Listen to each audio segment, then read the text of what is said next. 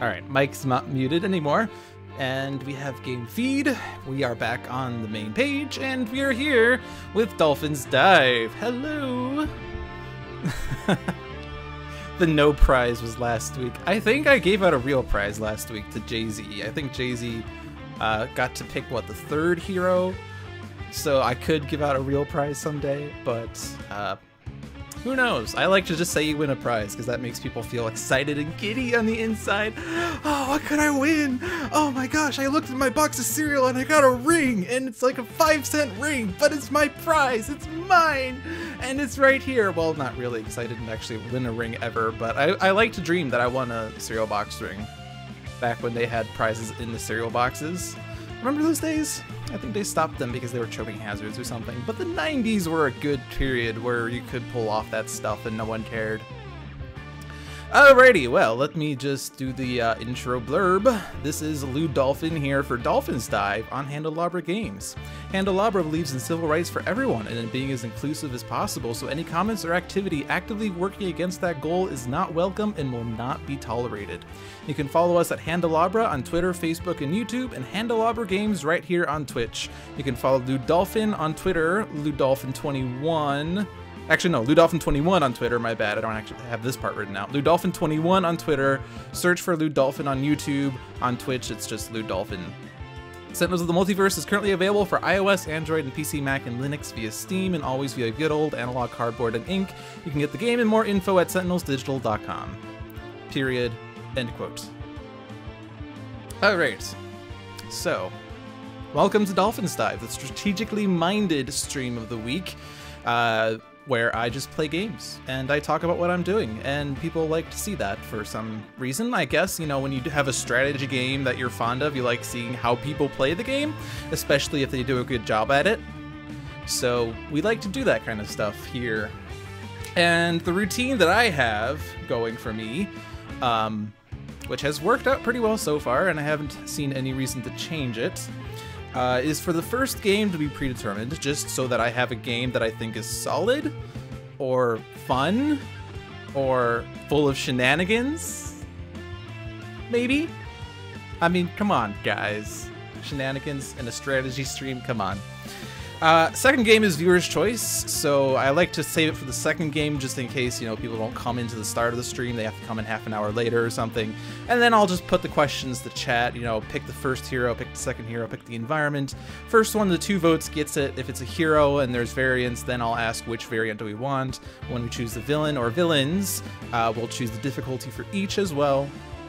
And then the third game, if we get to a third game, is pure random. I mash the random button and we get whatever the RNG gods give us. And then if there's a fourth game, we'll just mix it up, and some will be my picks, some will be your picks, some will be the RNG picks. So, let's see. So, what do I have planned today? Well, we're gonna play against Citizen Dawn, because I don't think we've played her yet. And Citizen Dawn is one of my favorite villains, because it's not as straightforward as just kill all the minions, because that makes the game harder. And I'm going to play on one of my favorite environments, which is the Temple of Zhulong. Mostly for the music, partly for the card plays. And the Intrepid Hero team, I'm going to lead with Mr. Fixer. And then I'm going to have Absolute Zero here. And alright, fine. We'll have Guise. I think someone like Elemental Few figured it out. It was a Guise pun. But last but not least is Grandpa Legacy. Now, why would I pick this team? Why would I pick this villain? Why would I pick this environment? Good question. Ask me after the game and I'll answer your questions. But we shall see how this game goes. Citizen Dawn against Mr. Fixer, Absolute Zero, Guise, and Grandpa Legacy in the Temple of Zhulong.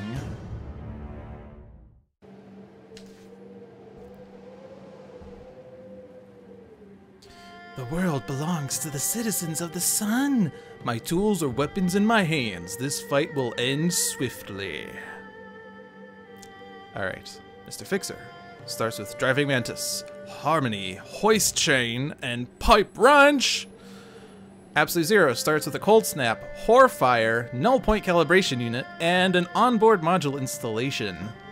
Guise starts with the best card ever! Gritty Reboot, Selling Out, and Extreme! And Legacy starts with Bolster Allies, Fortitude, Takedown, and the Legacy Ring. Alright. So Citizen Dawn. Villain, Citizen, Leader of the Citizens of the Sun. Setup. At the start of the game, Citizen Dawn enters play, Leader of the Citizens of the Sun, side up. Cards are revealed from the top of the villain deck until 3 citizens are revealed and put into play. Other revealed cards are returned to the villain deck, which is shuffled.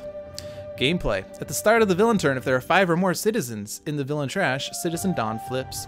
She may only flip this way once per game.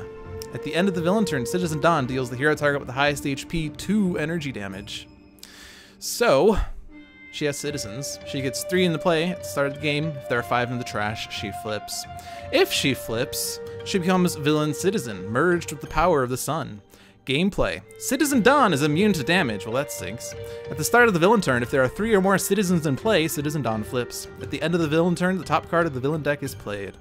So if she flips, you have to flip her back if you want to proceed with the game, unless you have instant destruction effects, and she's low enough or whatever. She only flips once to the backside, once per game, at most once, rather. And that's only if there are 5 or more citizens in the trash. And if she flips, she doesn't flip back until there are 3 or more citizens in play. And she counts as a citizen on both sides. So, but mostly on the backside, we don't really need 3 other citizens. We need 2 additional in addition to Citizen Dawn. So it's not as hard to flip her back as some people might believe. But generally, what I like to do with Dawn is don't kill every citizen. Only kill a citizen if you absolutely need to kill the citizen. Like if Citizen Truth comes out and all other citizens are immune to damage, well, yes, of course, kill Citizen Truth. If Citizen if Citizen Spring comes out, she's pretty nice. Only HP recovery, no adverse effects. Might as well just leave her out there. Real Fan Fanatic asks if there's a stream right now, and I probably should say I hope so in chat instead of saying this verbally, but Jay-Z and Elemental Fugue do say there is a stream. But if there are any stream interruptions, be sure to @Dolphin in chat and say, stream is down, send help! Or the more traditional Twitch thing is Panic Basket. Panic Basket means that stream is down usually. Also means panic, and I don't like seeing it when it's not a panicky situation because it always freaks me out. It makes me want to panic. Alright, let us do it. First Citizen, Citizen Winter. Citizen. At the end of the villain turn, this card deals each hero target 2 cold damage. We have Citizen Sweat. Citizen. At the end of the villain turn, destroy 1 hero ongoing card. If Citizen Tears is in play, destroy all ongoing cards controlled by the same hero. If Citizen Blood is in play, this card deals that hero 1 melee damage for each ongoing card destroyed by this card this turn. And Citizen Tears. Citizen. At the end of the villain turn, each player discards 1 card. If Citizen Sweat is in play, each player discards 1 more card. If Citizen Blood is in play, this card deals each hero melee damage equal to the number of cards discarded by their players this turn. Alrighty. And out comes Citizen Truth. Citizen. Villain targets other than Citizen Truth are immune to damage. Reduce damage dealt to Citizen Truth by 1.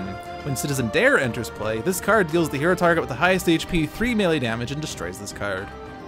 So, some fun citizens to begin with. We have the spread of cold damage Citizen.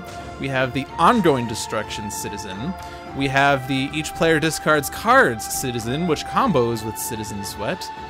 And we're all gonna have to discard 2 cards each. Oof. And yeah, so we have to basically pick half of our hand to save, and the other half to discard. And unfortunately, Mr. Fixer, who had a Tool, Style, and Harmony, is gonna have to lose at least one of them. And I guess Harmony is not fully effective when you don't have both. Then there's Cold Snap, Horfire, Null Point, and Onboard Module. Well, equipment cards for Absolute Zero are more easily obtained than ongoing cards, especially when you have an onboard module installation. Citizen... How am I saying Citizen? Citizen Guise has to discard a card.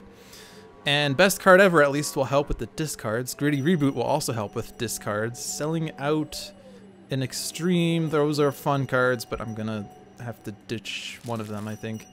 And then good old Legs. We need to save the bolster allies, I think, so I think we're gonna lose...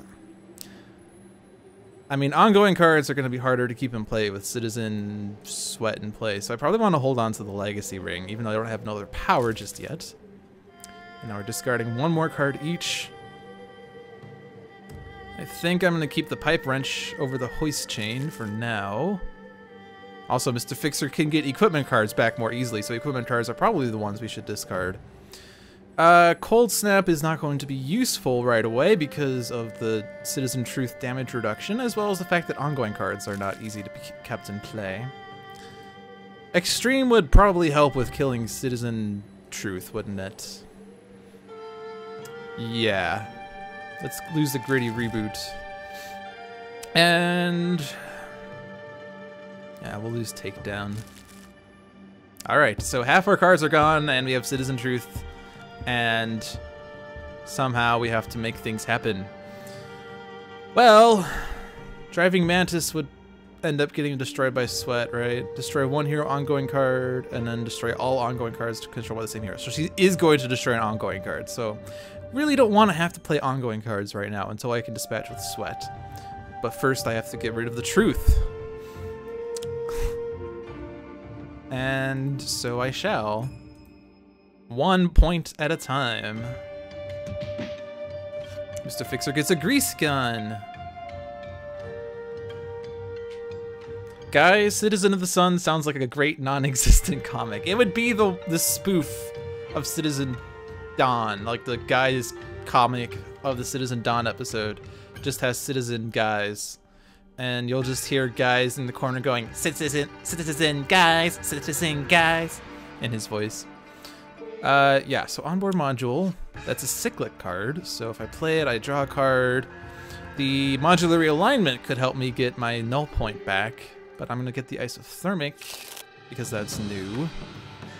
Horrorfire would do 1 point of damage to Truth, and then no one else could be dealt the 2 fire damage that's beneficial, and then the 1/1 will just hit absolute 0.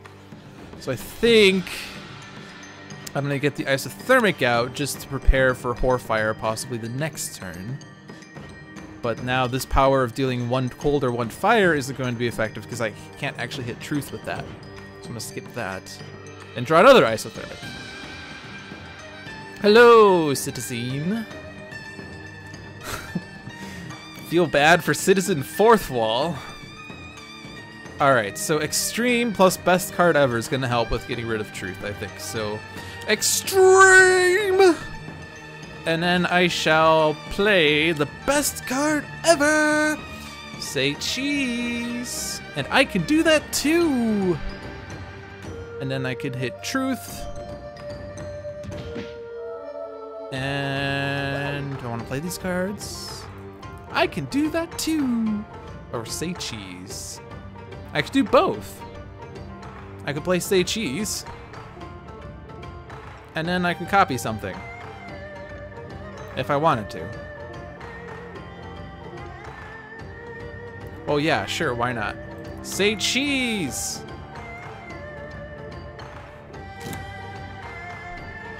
And now I shall play this.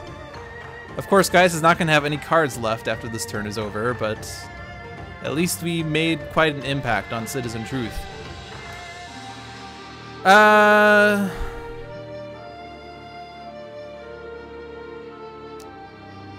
Let's use this one to let Fixer regain a hit point. And then hit Truth again. And then I can hit Truth. And then I draw a blatant reference. Alrighty. I guess I can get Guise to hold on to cards. If I do a bolster allies, Fixer gets a Bloody Knuckles, Absolute Zero gets a Coolant Blast, Guise gets a total beefcake. Who would want to touch such a beauty? And Legacy gets a Danger Sense. So if I let Guise use a power, I could draw a card, and then Guise will have 3 cards. So when he discards 2, he'll still have 1 left over. Welcome to Math with Lewd Dolphin. Alright, so Guise, and then draw a card, like another blatant reference, and then take out Truth. Yay! Truth is down. Draw another bolster allies.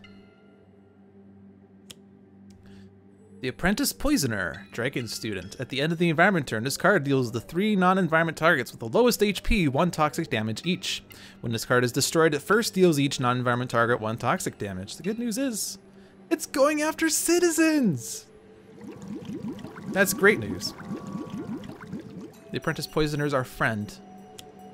Citizen downplay, Citizen Hammer! Citizen, at the end of the villain turn, this card deals each hero target 3 fire damage. Oh dear. Well, the good news is I already have the isothermic transducer out. Who's considered to have the highest HP? Fixer has damage reduction, so I think him. And then this is hitting everyone. Order doesn't matter. Extreme was of course destroyed. It was the only ongoing card, but that's fine because we had no more use for that. Citizen Tiers, we're gonna be discarding 2 more cards each. I think... I mean, I was going to strategize hardcore about which citizens to keep and which to trash, but Sweat and Tears and Hammer are all awful. At least Winter does less damage than Hammer, but Hammer does a lot of damage, and yeah. So we're gonna have to lose Sweat, Tears, and Hammer and not lose anyone else unless we want to flip Dawn. So to that end, I'm gonna have to take out Sweat at some point, at which point I could keep ongoing cards. So Driving Mantis could at least help redirect Winter's damage, which might be useful. So let's get rid of the Bloody Knuckles. Absolute Zero has to lose something. We already have an Isothermic in play, and I could modular realignment if I need to. I don't need 2 blatant references. I'm definitely want to keep that bolster allies. We're bleeding cards right now. So let's keep the Driving Mantis. Coolant Blast is probably going to be super useful this turn, because Absolute Zero will have absolutely been dealt 3 fire damage since the end of his last turn. So as much fun as Horfire could be, I want to keep the modular realignment over it. And then... I'll keep the total Beefcake, because that can bounce damage away from guys, and keep the bolster allies. So now here, if I hit Absolute Zero, then Absolute Zero can kill Hammer. Yay! No more damage! See, that's why Choose For Me is not the default choice all the time, because Absolute Zero could retaliate and take you out before you're done. Alright, so now I have to dispatch with Sweat and Tears in some fashion. And the Apprentice Poisoner is capable of doing 1 damage to them. So I might want to leave them at 1 HP each. If I can. If I can't, it's not a big deal. But I know Absolute Zero can do 3 damage with Coolant Blast, and I know that Guise can do 1 damage with his base power, and Pipe Wrench will make Strike do 2. So I can definitely do this between the first 3 heroes. So let's get the Driving Mantis out so that I can bounce some damage away if needed. And let's just wail on Sweat. Fixer gets a Meditation. Absolute Zero is now going to use Coolant Blast to great effect. Because 3 cold damage! And we get a Glacial Structure. Now, if I put out the total Beefcake, it could potentially redirect. It redirects the non-hero target with the lowest HP. That could take out a citizen if I do this unsmartly.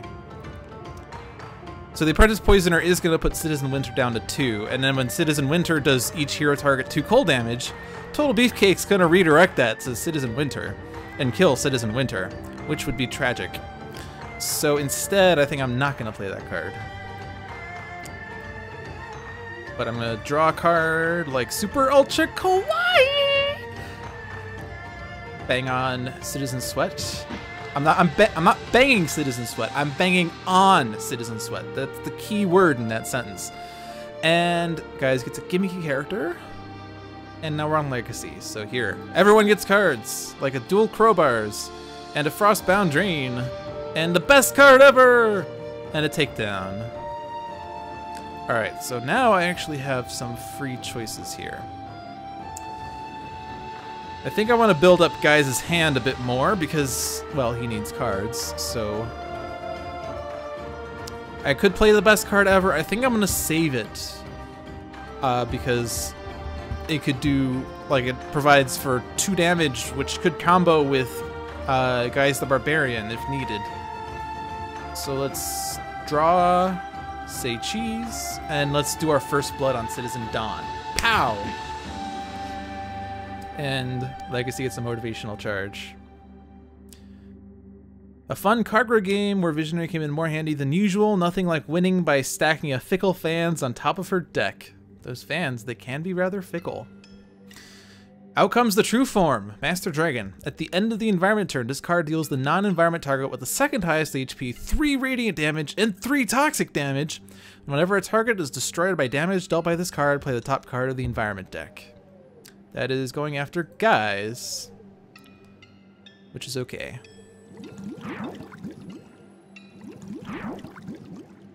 Yeah, Visionary isn't really super good against Cargo, I feel, because stacking the villain deck is slightly less effective when the villain has multiple card plays, rather, and Cargo always has multiple card plays. Citizen Autumn. Citizen, at the end of the villain turn, destroy all ongoing cards controlled by the hero with the lowest HP.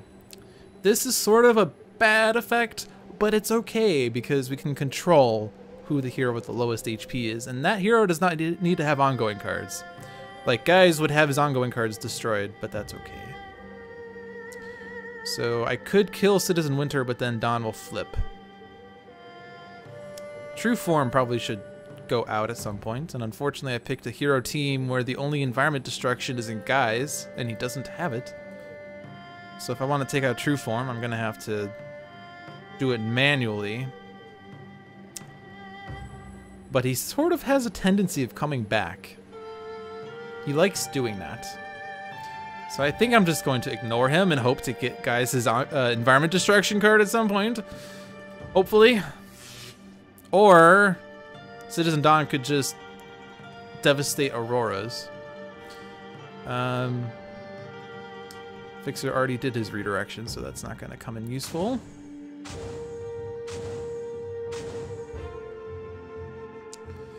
Alright.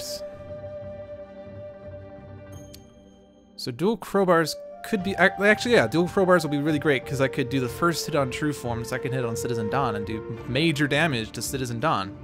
Major damage. So I'll do that. We'll swap out, since True Form is Fixer's nemesis.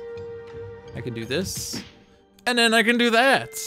4 damage, but Mr. Fixer's terrible at damage. He draws another hoist chain. All right. Well, I think Zero wants to have his null point to at least mitigate Citizen Winter's storm. So let's modular realign for that null point. Deals himself 1 fire, deals out 1 cold.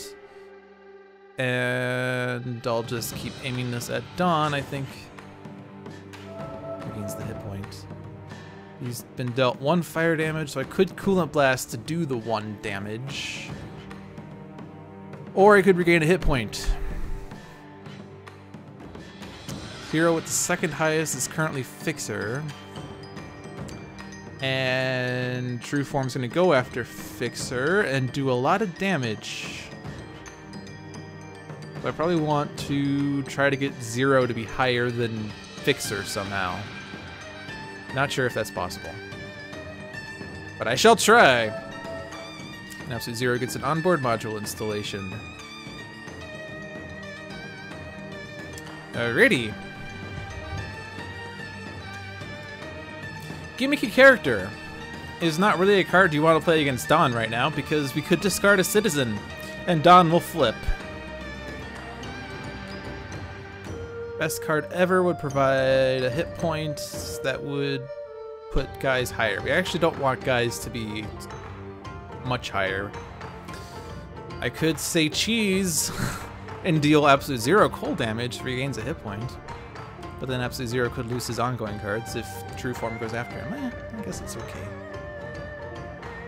Actually, no. Citizen Winter's gonna have Absolute Zero regain hit points. There's probably no way to keep Fixer lower than Guise, or keep Fixer higher than Guise, unfortunately.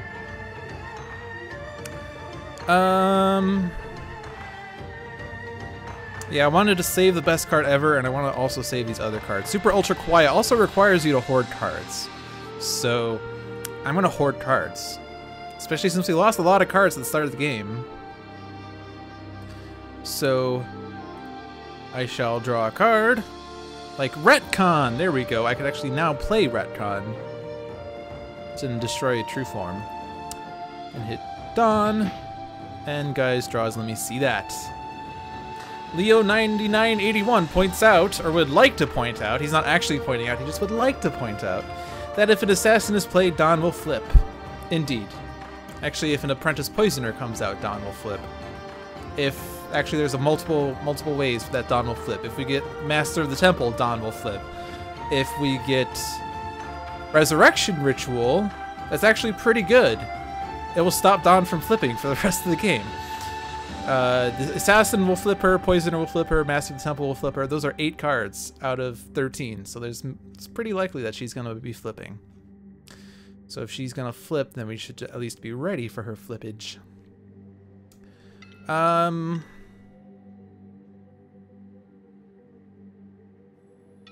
could take out True Form. I think that was what I was going to do, was to retcon it.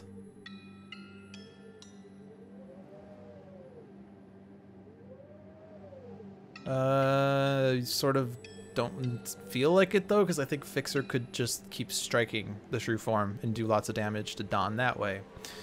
So Motivational Charge or Takedown. Well, if Dawn flips, I don't want to have Takedown out because that's gonna stop us for 1 round. If I play Motivational Charge, that could just get destroyed if I'm not intending on using it right now. Citizen would like to point out that this Dairy Queen milkshake he bought on the way home was a brilliant idea. I like Dairy Queen. I don't think I'm going to play these cards, because they could get destroyed, or not be beneficial. Because I want Fixer to keep hitting True Form and Dawn. That seems wise. Legacy draws another Bolster Allies, so we're almost recovered from all of our discards. Mysterious Ceremonies! At the start of the environment turn, reveal the top card of the environment deck. If it is a target, discard it. Otherwise, put it into play. At the end of the environment turn, one player may either draw 3 cards or play 1 card. If no cards are drawn or played this way, destroy this card. Alrighty.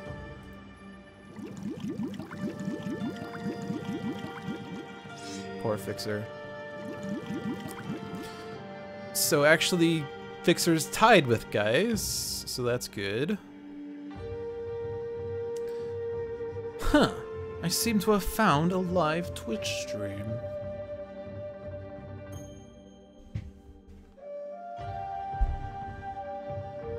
You discovered the 50+ page PDF of rule clarifications and definitions and you disappeared down the rabbit hole for an hour. I know that one. It's Spiff's Guide. And I did read that in its entirety millions of times. Yeah, so if another citizen enters play right now, we'll have 4 citizens in play. If I destroy 1, there will be 5 citizens in the trash. So at the start of her turn, she'll flip. And then at the start of the turn, there will still be 3 or more citizens in play, so Citizen Dawn flips back. And then we don't have to worry about destroying citizens anymore. We'll destroy them all indiscriminately. So, bearing in mind that ongoing cards are going to be destroyed by Citizen Autumn if Guise or Fixer, I guess, yeah, well, it's probably going to be Guise. But I could get out something, I guess. Because now we have Mysterious Ceremonies. What am I looking for? I'm looking for cards. Oops. Sorry, bumped the mic. I feel like I want more card draws right now because I think that I'm looking for specific cards. I don't have a card that I'm really wanting to play right now. Especially against Dawn, because she could devastate the Auroras out of nowhere. At which point, the card I just played isn't going to be beneficial, unless it's like Frostbound Drain, which has an immediate effect. But I think, like, I want cards, and actually with Bolster Allies, I could have everyone draw cards, which gets us 4 card draws, as opposed to giving a single hero 3 card draws. So let's go ahead and have Legacy play a Bolster Allies. So Mr. Fixer gets a Salvage Yard. Absolute Zero gets a Field Freeze. That was one of the cards I was looking for. Now we don't have to worry about Return with the Dawn as much. Guise gets an I can do that too. Legacy gets a Fortitude. Jump the Shark. Ooh, I like this strategy. I like this strategy so much, I'm going to do something I don't normally do. I'm going to listen to the chat. I don't normally listen to the chat. Chat doesn't normally have a good plan. But I like jumping the shark. Because I see the logic here. If Guise jumps the shark... Actually, I have to assume that the top card is a citizen. But if it's not a citizen, if it's a one-shot, that's fine. But I gimmicky the characters, so we're actually losing the cards we were all gonna draw, but that's okay. Shinobi Assassin counters this plan epically. Alright, well, so much for that plan. Well, is it cheating if I do this? I had an original plan. Now I'm doing the plan that Elemental Fugue went with, and now I don't like it. Well, for those of you that aren't following along with what just happened, we discarded a citizen, but now the Shinobi Assassin entered play, and another one entered play. I think because we were waiting for an actual card to discard. So yeah, now we have 6 citizens in the trash and 2 citizens in play. I'm gonna cheat the system here because that was not my original play, so we can sort of pretend that I didn't actually listen to Elemental Fugue. I can at least go with my original plan. Although now I have a little bit of insight as to what the next card plays on Temple of Zhulong are. Yeah, so Legacy plays a Bolster Allies. Elemental Fugue apologizes, and you do not have to apologize. It was funny. But what we were trying to do was to discard a citizen so that Dawn flips and then flips back immediately. Instead, we're going to do this the old-fashioned way. Citizen Spring. Citizen. At the end of this villain turn, each citizen regains 1 HP. Citizen Spring, as I said, is the nice one. Here's what could have happened. Yes, a clue reference. So, what are the famous lines there? Communism was just a red herring. Yes, it's true. I killed Yvette. I hated her so much. The flames, heaving flames on the side of my face, heaving flames. Okay. All right, Absolute Zero is gonna regain these hit points, and Fixer can redirect this. So, ignoring what we've learned from the environment deck, we still have many big chances of there being a Shinobi Assassin on top, or an Apprentice Poisoner, or a Master of the Temple. And so, we don't actually want to dispatch with any of these citizens ourselves. We just want to make sure that Citizen Winter's down to a single hit point. Actually, I guess we could wait for Mysterious Ceremonies to be able to destroy a citizen. So I don't want to actually hit a citizen myself, in case the environment does something that destroys everyone. So I don't want to take out Citizen Winter right now, because what if the Shinobi Assassin comes out and then something? Actually, no, I guess the Shinobi Assassin wouldn't be too bad. Shinobi Assassin would do 3. Yes, I know it is a Shinobi Assassin, but I have to proceed as if I don't know that it's a Shinobi Assassin. If a Resurrection Ritual comes out, actually that would be pretty bad, wouldn't it? Because I wouldn't be able to flip Dawn the way I want to. Apprentice Poisoner would not kill Autumn or Spring. Master of the Temple would not.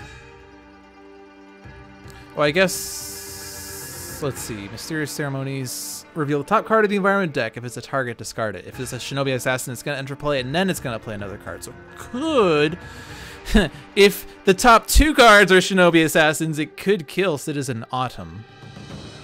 Yes, I know that's cheating.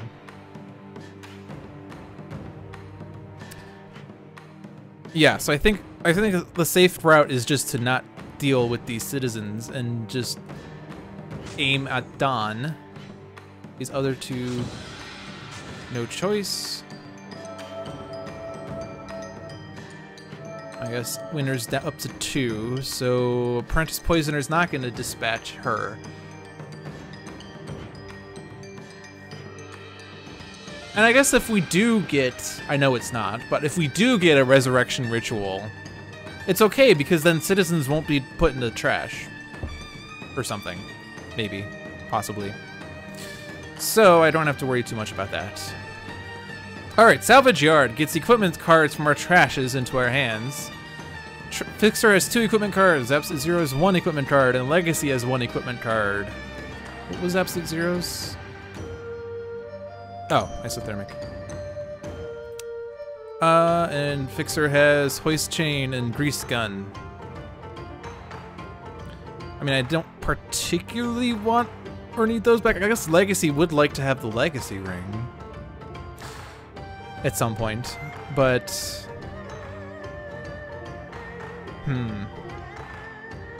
because I want to keep my dual crowbars out, and I want to keep my driving mantis out. It's been useful. So I think I don't actually want to play any of these cards. I mean, I could play Salvage Yard. I would get something out of it, but I could get more, especially if Auroras get devastated. So let's just hold on to that. This is the famous RPG move called I can't use that potion because I might need it later. Hit True Form so I can hit Dawn for more. Fixer gets a Meditation. Absolute Zero's gonna onboard module, gets a cryo chamber, and I'll just get the null point. I like getting whatever card there's more of in my deck because it makes it numbers seem better.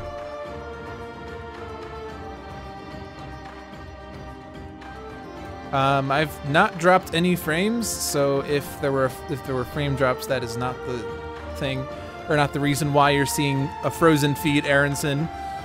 I'd probably suggest refreshing the page if you're having issues. Alrighty. Hello, Dragon240. Alright.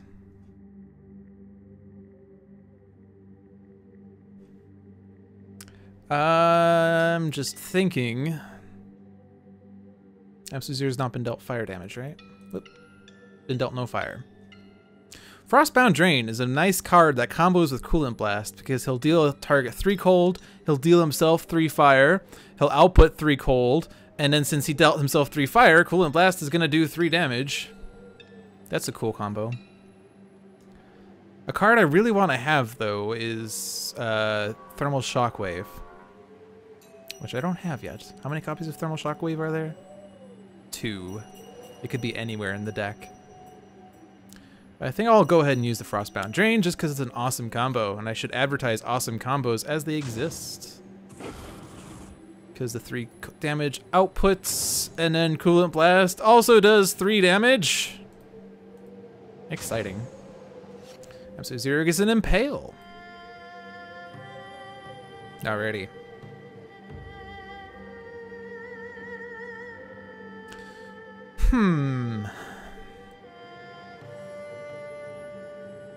I have not played a Guise card in a long time. I could play Gimmick a Character to get a citizen in the trash. But we're not going to do that because what if, I mean, I'm just speculating here, but what if the top card of the environment deck is a Shinobi Assassin? Wouldn't actually be too bad at this point, but let's just wait and see.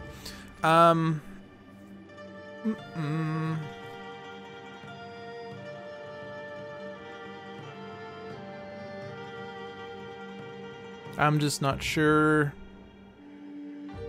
There are a lot of Guise cards, but as much as, you know, we were just talking about not being able to use potions, because what if I need them later?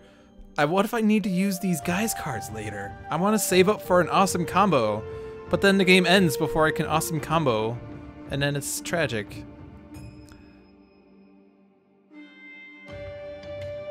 I don't know.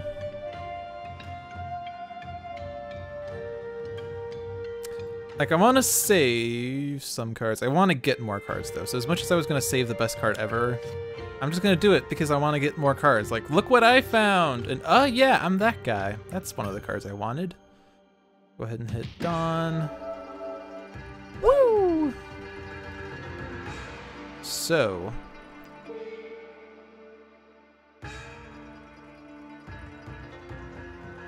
I could put Total Beefcake out at this point, actually. I think that's safe. I'll go ahead and do it just so I can do something. And let's get more cards, like selling out. And let's hit Dawn, I guess. And draw, where did I leave that? Dawn has not flipped this game. Okay.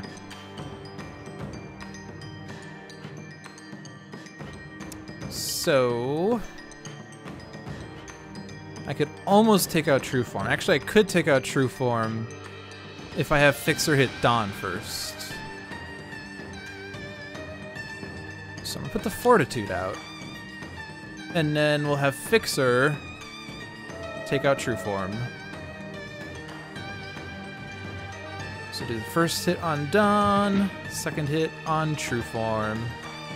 There, we took him out. Legacy gets a lead from the front. All right. So what is the environment going to reveal? It revealed a Shinobi Assassin! Dragon Student. When this card enters play, it deals the non-environment target with the lowest HP 3 melee damage. When this card would be destroyed, move it to the top of a hero deck instead. When this card would be drawn, discarded, revealed, or played, put it into play in the environment play area. Exciting. All right, so Winter's dead. Shinobi Assassin number 2. Oh my gosh, I had no idea that we're getting double Shinobi Assassin plays. All right, let's hit Autumn. And then Guise is gonna redirect to Autumn. Oh, I could redirect to a Shinobi Assassin. This is fine though. If I redirect to Autumn and then the other hit hits Autumn, Autumn survives and she'll be almost dead, which is good. So we want to not touch the board right now. We don't want to destroy these citizens because there are now 3 citizens in play, right? The flip text doesn't actually specify it, but there are 3 citizens. Like I was not sorry, it does say it on the card. It doesn't say it in the upper left corner saying there are 3 citizens in play. But there are 3 citizens in play, so as soon as she flips to the side, she will flip back, at which point we can destroy citizens indiscriminately. But I have to leave these 3 citizens untouched for now. One player might either draw 3 cards or play 1 card. So what's an exciting card that I could play? Actually, I want Fixer to draw cards. Actually, I want Fixer or Absolute Zero to draw cards. Because I'm looking for specific cards that I've not seen yet. So let's get Mr. Fixer to draw 3 cards, like an Overdrive, a Riveting Crane, and an Overdrive. Those were not the cards I wanted. She merged with the power of the sun for as long as she could. Citizen Assault. Citizen. At the end of the villain turn, this card deals each hero target 1 melee damage. If Citizen Battery is in play, increase damage dealt by Citizen Assault by 1. Alrighty. Total Beefcake was destroyed. Oh no! But now I can destroy these citizens. I don't have to worry about them. So I can redirect this blow. If I do this on Autumn, then the Apprentice Poisoner will kill Autumn. I want to keep those 3 out so that the Apprentice Poisoner goes after them. Spring isn't a big deal, though. Assault's also not really a big deal. Alrighty. Well, I don't have Harmony, which is the other sort of card I would like to have at some point. I do have Overdrive, though. So let's do that, I think. because now it's in my trash, and now Salvage Yard will get it back for me. So now True Form is gone. If I do the last blow on Citizen Assault, though, then he'll be down to 1, and the Poisoner will kill Assault. And then I can do this again, but this time I'll just hit Spring, as well as Dawn. And Fixer gets a charge. Alrighty. Well, still have not seen a Devastating Aurora. It could come up at any point in this game. But while this game is proceeding, let's just impale Dawn. For funsies.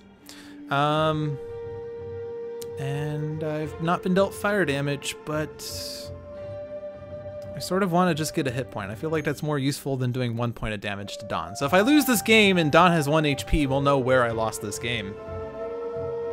Hello, VBB. Get a cryo chamber. Oh, he's pointing at, look what I found. That one, play it now. Okay, if you want me to play it, I'll play it, guys. Go ahead and hit Dawn. Increase the next damage dealt by guys by 1. And I want, let's see, we lost the blatant references early. We don't have any more in our deck either, so we're not gonna get those, but we could still get Guise the Barbarian. So I wanna try to get that and get Total Beefcake instead, but now I can hit Dawn for 2. And Guise gets an I can do that too. So now I think at this point I don't really need, like, since Fixer's gonna do 3 damage to Dawn at most, Absolute Zero would just regain a hit point or something. Guise would draw a card and deal 1 hit point. I'm gonna get Motivational Charge out, and now we'll just heal my team. So I'll still gung-ho myself for that free hit point. Sorry, that's my friend. Yeah. Hit points. Hit points are the safe way to play this game. I am looking for Thermal Shockwave.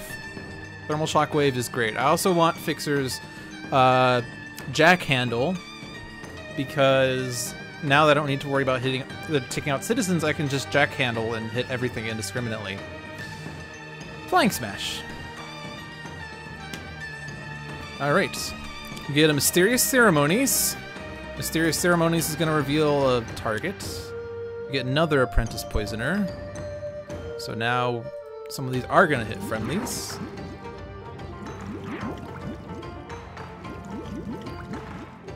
So, yeah, since I mentioned Thermal Shockwave, let's try to get it. We get Coolant Blast, Isothermic Transducer, Modular Realignment. That is not Thermal Shockwave. So let's draw 3 more, like Frostbound Drain and Thermal Shockwave. There we go, we did it. And Frostbound Drain, who's considered to have the 3rd lowest. Fixer can redirect it. That's the good news. So Spring takes a hit. Fixer can just hit Spring, I suppose. Probably should have hit Dawn with that. Luminous Leadership. Ongoing. At the start of the villain turn, each citizen regains 1 HP. That's like not a terrible ongoing card at all, by any means. One of the best ongoing cards that a villain could ever have. Well,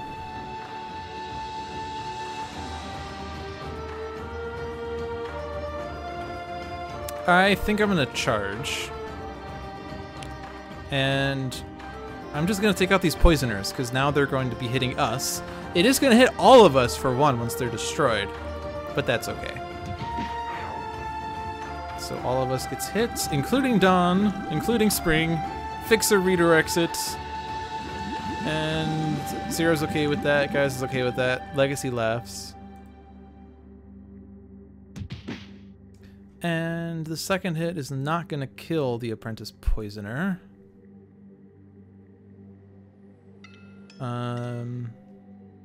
But it could kill Spring. But then I'll have to deal with the Apprentice Poisoner. But I do have Thermal Shockwave now, so I could dispatch with Spring and the Poisoner with Absolute Zero by himself. So I'll do that. Fixer gets a meditation. So, thermal shockwave.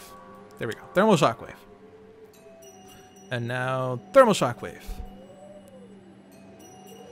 So let's hit. Actually, Poisoner's gonna kill Spring. So we'll hit the Poisoner because she'll kill Spring for us. Fixer can redirect.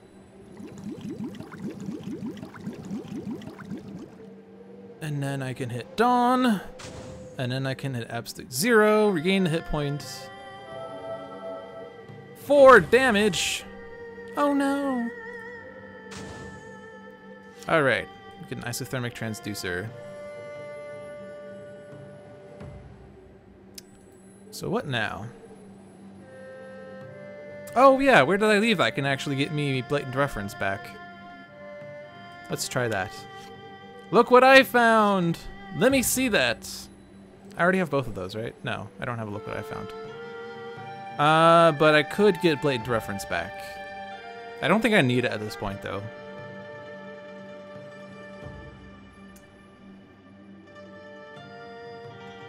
But I did get look what I found, so yeah, I got what I was looking for. So let's draw, no, let's play, because I have enough cards now. Look what I found on Citizen Dawn. And then hit Citizen Dawn. Guys, get Say Cheese. Alright.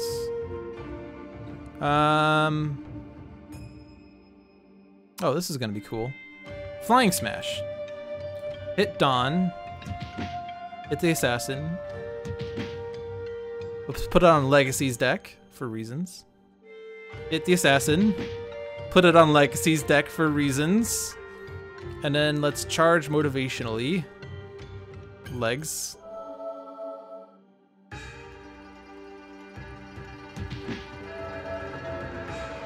I guess I just have to gung-ho and then charge motivationally. That was the proper order. I shall draw a card, like the Shinobi Assassin, which hits Dawn.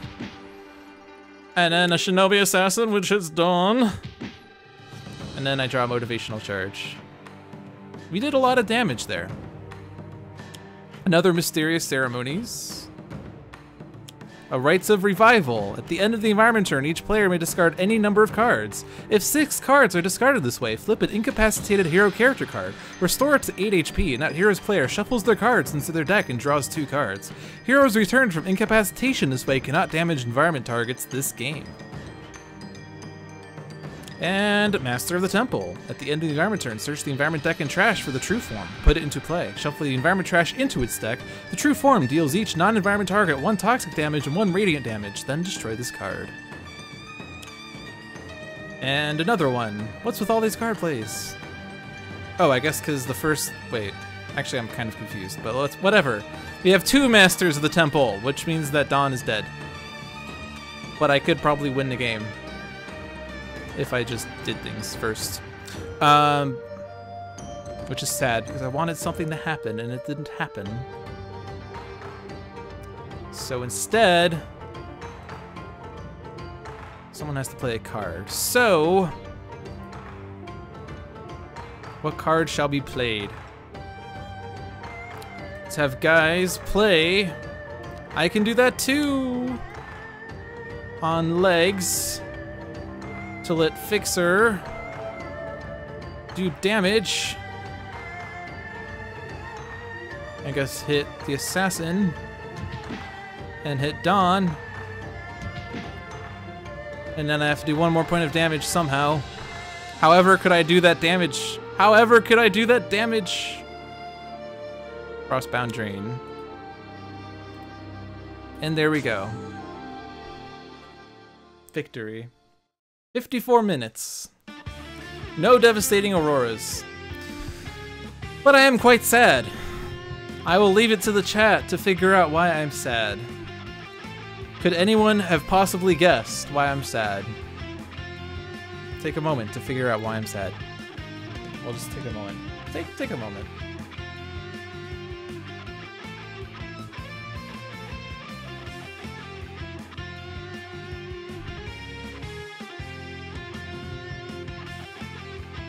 Yeah, I didn't get the big Guise turn in that I had wanted.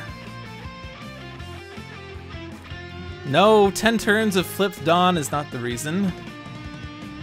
That I want a silly huge turn with Guise in all those plays. Not necessarily.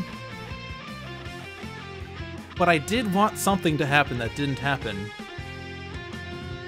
No return with the Dawn. No, I'm not unhappy because of Return of the Dawn. No. Why would I be unhappy without Return of the Dawn? Why would I be unhappy? Okay. Here. We'll go to the menu. We'll go to the multiverse. We'll pull up the heroes. And I'll pull up 2 Guise cards. And maybe those will provide some hints. Let me see that. Ongoing limited. Play this card next to an equipment card. That card affects Guise. If the hero name on that card were Guise, and you on that card means Guise's player. At the start of your turn, play air guitar and destroy this card. And, oh yeah, I'm that guy. Ongoing limited. When this card enters play, give another player a high five. If you do, treat this card as if it had the game text of every ongoing card in that player's play area. Replacing their hero's name with Guise, and you on that card means Guise's player. At the start of your turn, destroy this card. Give you 1 more minute to figure that out. Let me see that. Oh yeah, I'm that guy. Let me see that. Oh yeah, I'm that guy.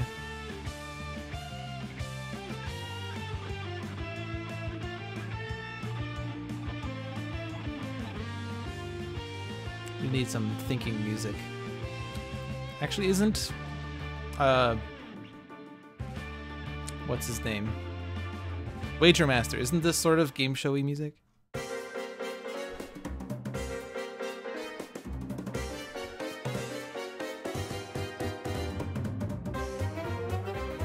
It would have been a fixer equipment. It would not have been Legacy's ongoings. Alright. I have to do a stream, so I should probably get on with the strategy. So, instead of leaving people to guess what it was. What I wanted to do was a combination that I saw on Greater Than Games, I think. Pointed out by Sanvar, if I'm just thinking off the top of my head. Could be lying, don't quote me on that. But it involved Jack Handle. Whenever Mr. Fixer would deal damage to a target, he deals that much damage to all non-hero targets. It also featured Absolute Zero's Thermal Shockwave. Absolute Zero deals up to 3 targets, 1 cold damage each. Absolute Zero deals himself X fire damage, where X equals the total amount of cold damage dealt by Absolute Zero this turn. So if I do Let Me See That on Jack Handle, and then I copy Thermal Shockwave's ongoing text, and then I use Thermal Shockwave's power, Guise deals each non-hero target 1 cold damage, Guise deals each non-hero target 1 cold damage, Guise deals each non-hero target 1 cold damage, and then he deals each non-hero target 3 times the number of non-hero targets damage. Which would have been epic. Would have wiped the board entirely, and would have done massive damage to Dawn. Unfortunately, it took us forever to get Thermal Shockwave, and we never even saw Jack Handle in that game. So, that didn't happen. Alrighty. Second game of the evening. Who's ready for it? Who's ready for it? It's Viewer's Choice! I should have some epic flash by text that says Viewer's Choice. Could make it like... What's the name of the show? Bill Nye the Science Guy. It could be like Bill Nye the Science Guy. Did you know that? Viewer's Choice. Okay. Anyway, Viewer's Choice. The way this works is I ask questions in chat.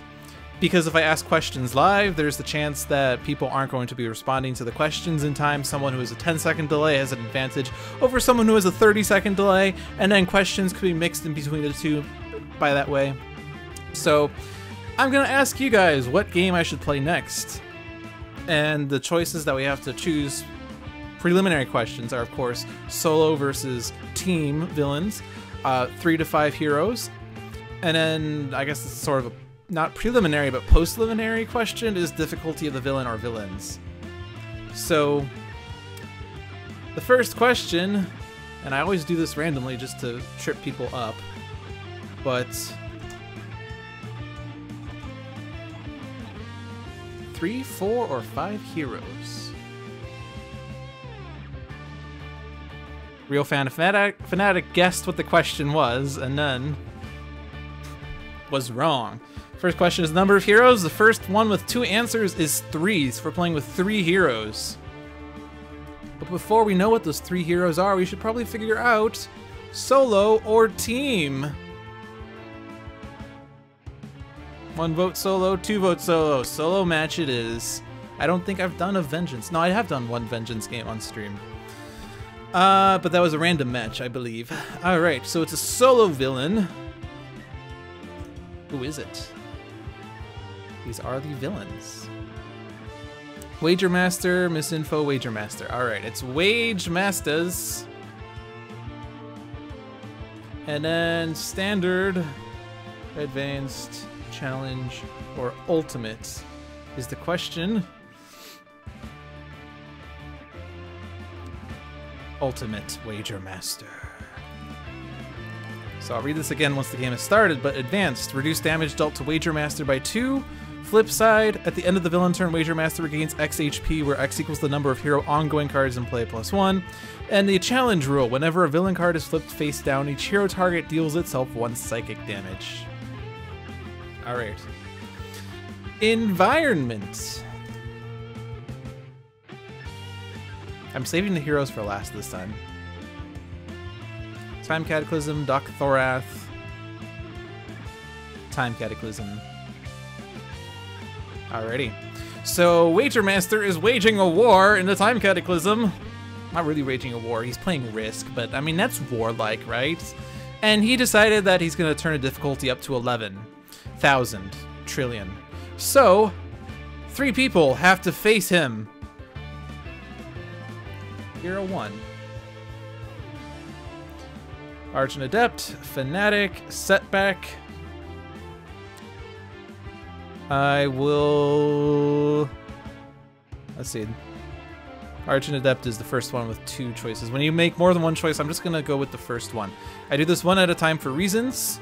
Question now for Argent Adept. Standard or Prime Wardens? Argent Adept.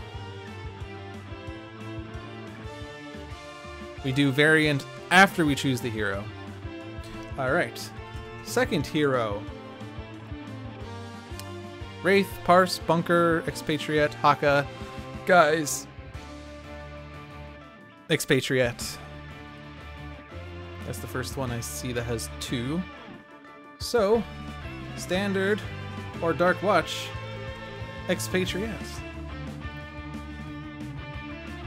2 votes for Dark Watch. Alright, so, third hero, of course, this is the remaining question. Knife, Parse, Parse. Alright, there's no variant for Parse yet. In-game, at least. Or in digital. But we have Ultimate Wager Master against Prime Wardens, Argent Adept, Dark Watch, Expatriette, and Parse in Time Cataclysm. Oh my!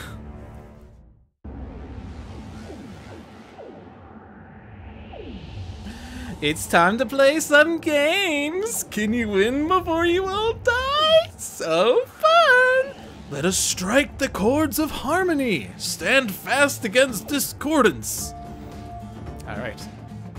Prime Wardens, Argent Adept. Oh, I'm double-clicking. Starts with an Alacritus Subdominant, Inspiring Supertonic, Rhapsody of Vigor, and Vernal Sonata. Dark Watch Expatriate starts with Arsenal Access, Hair Trigger Reflexes, RPG Launcher, and Unload. Parse starts with Reveal the Flaws, Syntactic Analysis, and Targeting Arrow. So, Wager Master. Villain, a Cosmic Challenge. Setup. At the start of the game, Wager Master enters play a Cosmic Challenge side up. Cards are revealed from the top of the villain deck until 3 condition cards are revealed and put into play. Other revealed cards return to the villain deck, which is shuffled. I sort of feel like I need to read this game show voice. Gameplay! At the start of the villain turn, if there are 2 or more face-down villain cards in play, Wager Master flips. Condition cards and face-down villain cards are indestructible. At the end of the villain turn, X hero cards in play are returned to their player's hands, where X equals the number of face-down villain cards in play. Advanced. Reduce damage dealt to Wager Master by 2. Boo! Boo! Challenge. All fun and pain. Whenever a villain card is flipped face down, each hero target deals itself 1 psychic damage. Okay, that was kind of fun, but I'm sure that probably came off more annoying than it was fun. Flip side, villain, increased stakes. Gameplay, when Wager Master flips to the side, all condition cards are flipped face down. At the start of the villain turn, all face down villain cards are shuffled. Then the first card is flipped face up and treated as if it had just been put into play. Condition cards are indestructible. If there are ever no face down villain cards in play, Wager Master flips. At the end of the villain turn, Wager Master deals each non-villain target 2 energy damage. Advanced. At the end of the villain turn, Wager Master regains X HP, where X equals the number of hero ongoing cards in play plus 1. And challenge is the same on this side. So, on the front side, face down villain cards are indestructible. On the flip side, they are not. So Argent Adept could potentially destroy face down villain cards in this game. Alrighty. So let's see what happens. We're getting how many conditions? We're getting 3 conditions.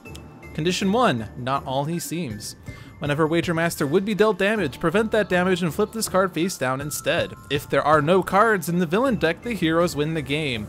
Has anyone ever won by that rule? Because there are other cards that shuffle hero cards into his deck, which makes it sort of impossible. Wagelings. Condition. At the end of the villain turn, this card deals each hero target 1 melee damage. When this card is reduced to 0 or fewer HP, flip it face down. At the start of the villain turn, if there are more villain targets than hero targets, the heroes lose the game. And an unwise wager. Ongoing condition. At the end of the villain turn, each player may discard the top card of their deck. If 3 cards are discarded this way, flip this card face down. If not, flip a face down villain card. If any hero deck ever has no cards in it, the heroes lose the game. And who are you fighting? Ongoing condition. When this card enters play, each player draws a card, and each target regains 2 HP. If Wager Master is reduced to 0 or fewer HP, the heroes lose the game. Alright, so Argent Adept gets a Saraband of Destruction, Expatriette gets an Arsenal Access, Parse gets a Recompile. Alright, so no HPs regained, no face down cards, damage, and do we need to flip this? If we do, there's no real reason to. But if we flip not all he seems,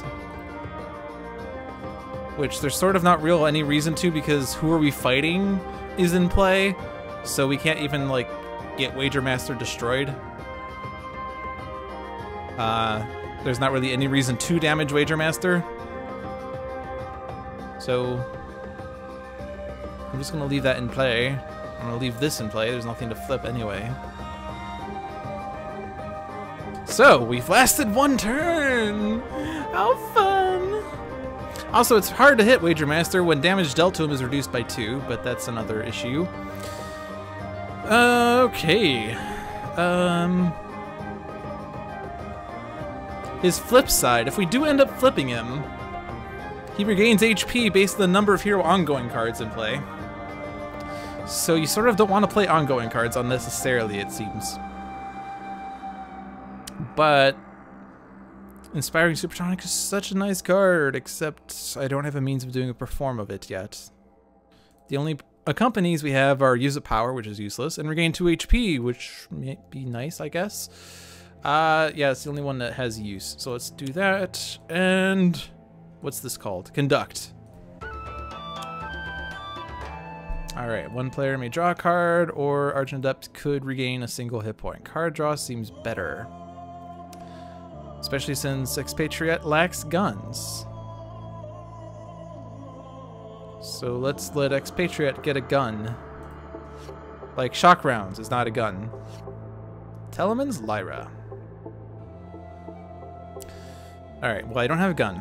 But I could look at my arsenal for guns. Yay! I like the shotgun.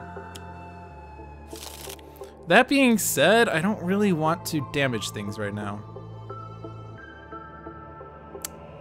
Like, I don't intend... Like, the Wagelings is just doing 1 damage, and it's not a threat right now. Wager Master, with not all he seems, would flip that, and then who are you fighting?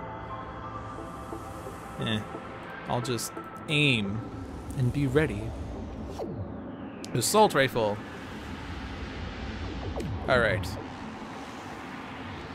So reveal the flaws actually could be nice to get past Wager Master's damage reduction, except we only have 3 heroes, which isn't going to give us too many chances at making the most of it.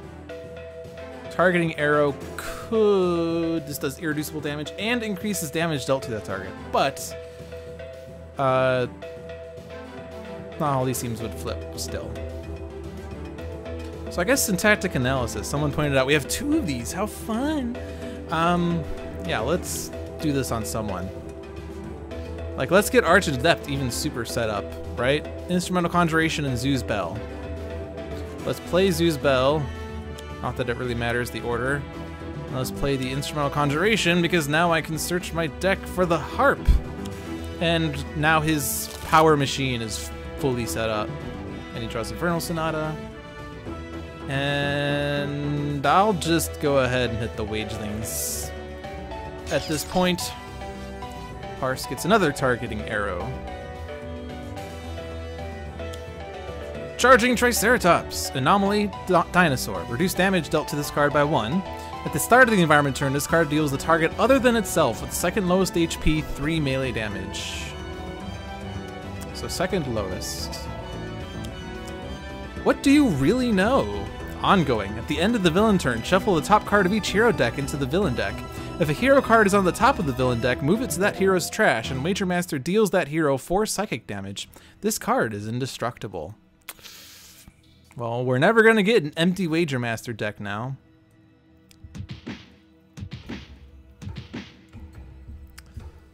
So, that card is not a condition, so we can't flip it. So we're going to have to figure out how to deal with it.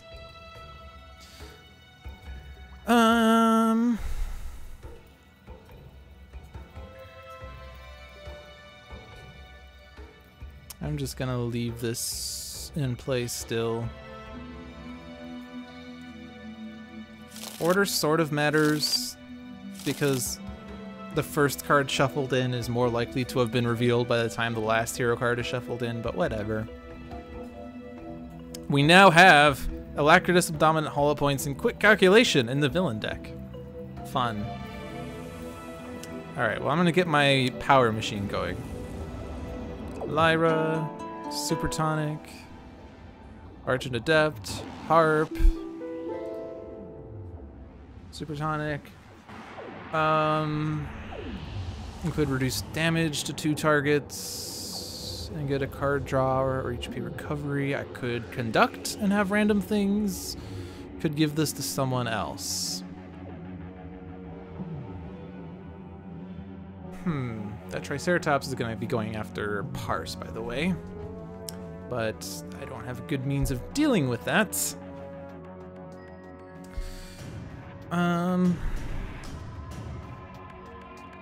Challenge text, each hero target deals itself 1 psychic. So this is going to be super annoying when we're flipping Wager Master because he's going to be flipping all condition cards face down and each hero is going to deal itself a lot of damage. So this is going to be annoying trying to figure out how we can win this game with traditional rules. I'm sort of waiting for a condition that gives us a win condition that's not empty hero decks or empty villain deck. So I'm sort of just going to bide my time. In the meantime, I think I'll just get Argent Adept built up or something. I don't know. Bottom card of my deck, Inventive Preparation. So now I could have a player play a card if they wanted to.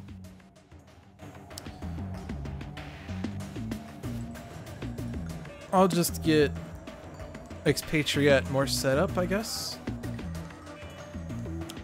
I could RPG launch the Triceratops, I guess. That might be beneficial.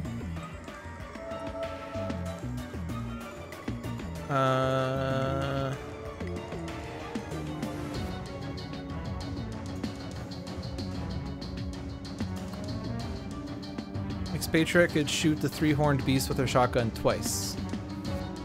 If I had given her the power use, which I did not.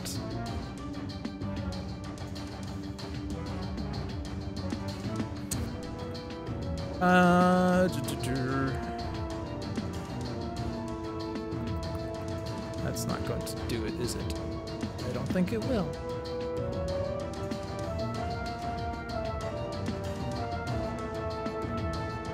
Yeah, I think RPG Launch the Triceratops is the answer. I think I am just gonna try to get Expatriette like set up with guns and ammos, and then at some point we're gonna have Parse play Reveal the Flaws, and then we're gonna have Expatriette unload and do a bunch of irreducible damage to Wager Master. Except who are you fighting is in play, so that's not actually useful. Damn. Round 2, an Argent Adept has 6 cards out, indeed. Let's give a card draw to Parse, so we could possibly get Critical Multiplier. Instead, we get Targeting Arrow, Drake's Pipes. Alright, so launch the Triceratops. And then I could do damage.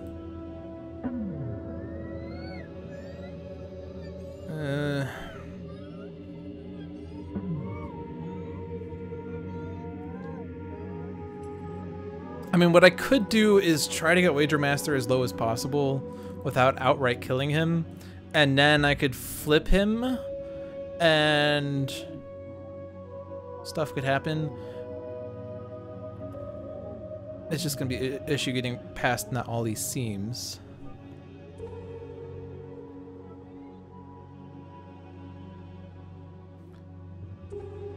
So yeah, I guess I'm just gonna be hitting Wager Master. Oh, alright, we're gonna be doing this every time we flip a card. I don't want to flip another card. I'm gonna go ahead and just shotgun him. We're gonna get him down to single digits and then we'll flip him. Flak Jacket. Because especially as he gets more and more cards in his deck, he's gonna be doing lots and lots of damage with What Do You Really Know? And that's bad. So, let's look at Parse now with syntactic analysis. We get a Reveal the Flaws and we get a Quick Calculation. So, let's play the Quick Calculation. We get Reveal the Flaws. Is that the same one as what was revealed, or does she really have 3 copies of that in her deck? I don't know. 1 on the bottom, 2 in my hand. Well, I already have 1 Reveal the Flaws. I don't think I need more than 1. Data mining. Villain ongoing cards are generally indestructible in this game. Snap Decision is good. Yeah, let's just put data mining. Or I guess data mining could destroy environment cards, so let's put Reveal the Flaws on the bottom. And let's go ahead and draw this one. So is there still 1 more copy in her deck? There is. She has 3 copies of that. Wow, interesting. This is not going to go through, is it? 0 damage. Exciting. Parse gets Segmentation Fault. Tendrils of Madness. Anomaly. At the end of the environment turn, this card deals the target with the highest HP 1 infernal damage. Increased damage dealt by the target by 1 until the start of the environment turn. So, good old Wager Master. Wagelings! Okay, now I actually do have to be a little worried because Wagelings could lose us the game, but the check is at the start of the villain turn. There are 3 villain targets and 3 hero targets. That's good. Oh, right, and we have to return a card to hand. I forgot about this clause. Totally forgot about it. I think Counterpoint Bulwark. Damage.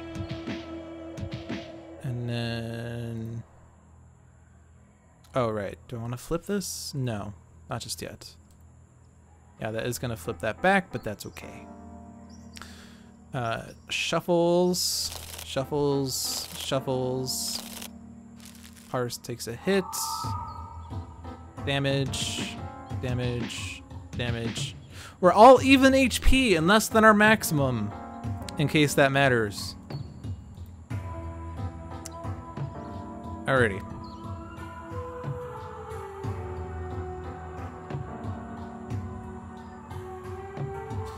Alacritus, I think. And then I'm gonna combo this. I think Let's just keep having Expatriette shotgun Wager Master. So we'll flip that thing face down again, but then we can do more damage.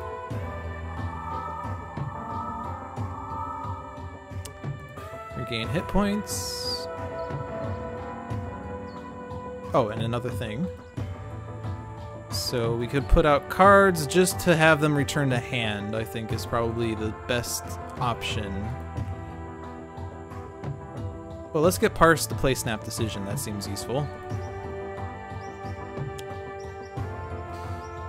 Adept gets an Instrumental Conjuration. Expatriette. Let's get Hair Trigger Reflexes just to have it. And ping the Wage Master. So, actually, irreducible damage would probably be pretty good.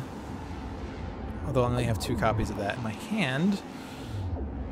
I could target Arrow Wager Master. I don't have the thing. I'm just going to lose data mining. And I'll play Targeting Arrow. So now we can hit Wager Master harder.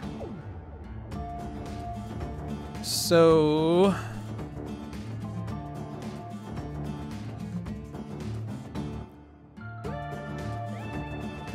I'm gonna put Reveal the Flaws out, and then I can do irreducible damage. Parse draws a data mining. Alrighty.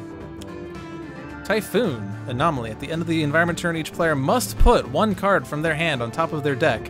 At the start of the environment turn, if there are no other anomaly cards in play, destroy this card.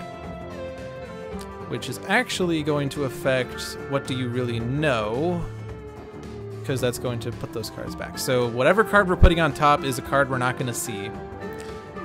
Vernal Sonata, as exciting as it is, I'm going to ditch it. Shock Rounds... No. Let's lose the Arsenal access. Let's lose...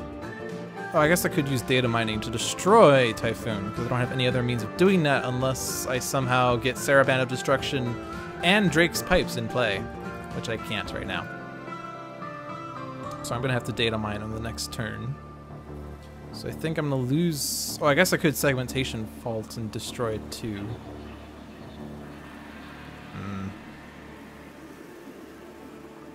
Yeah, that's going to be more consistent, more reliable.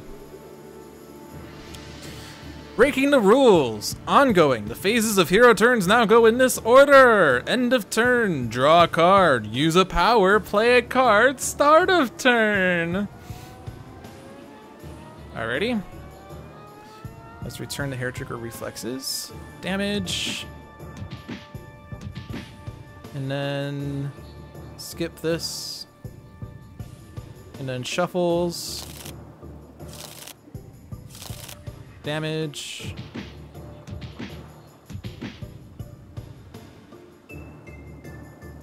Starting to think being able to reduce damage to hero targets would be useful. Sadistic Dissonant and Saraband of Destruction are drawn. Power phase. Let's see. This is going to sort of screw up everything. What happens if I play Unload during my play phase after my power phase? How does that work? I honestly don't know. I could just play it with Argent Adept, I guess.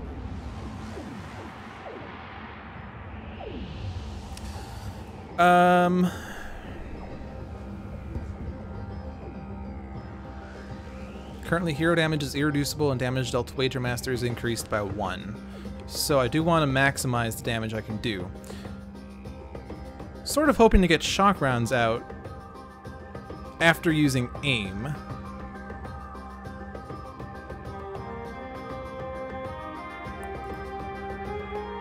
Which I think I could still do.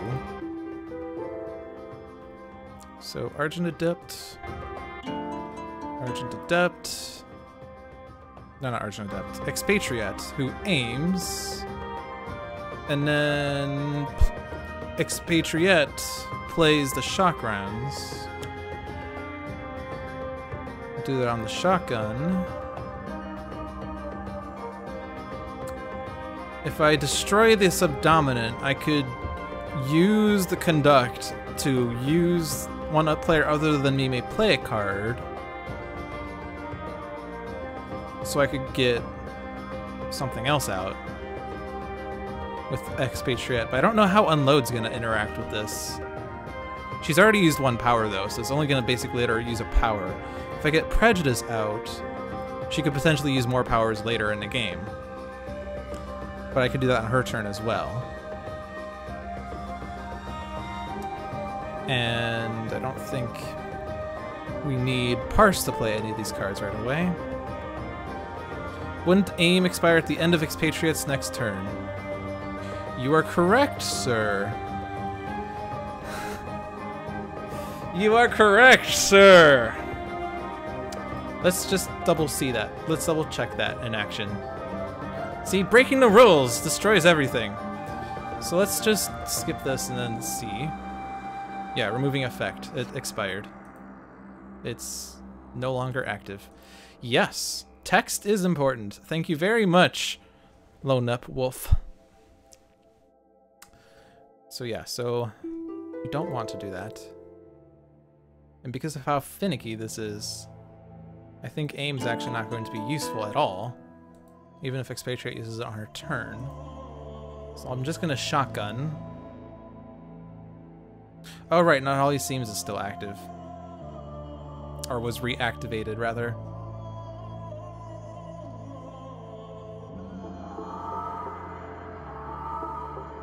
So I can still play the shock rounds. But we're not going to get as much utility out of this as we had wanted.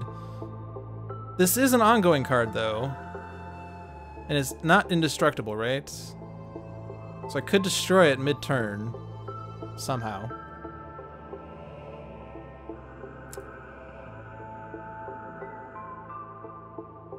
But I don't have the card that would have probably done that best. Oh well.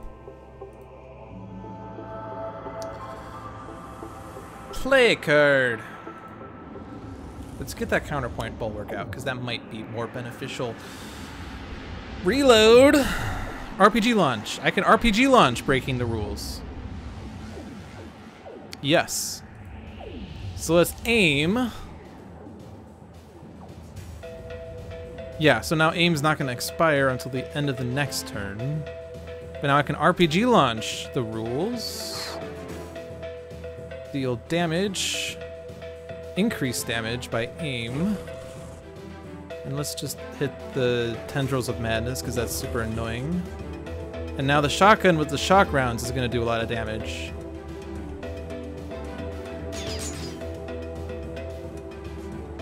That was the first time you ever saw the main Sentinels live stream crash. Yeah, I remember that. They tried breaking the rules in the middle of a hero turn, which destroyed the rules of the game. That was exciting. Alright, Expatriate gets liquid nitrogen rounds. Alrighty.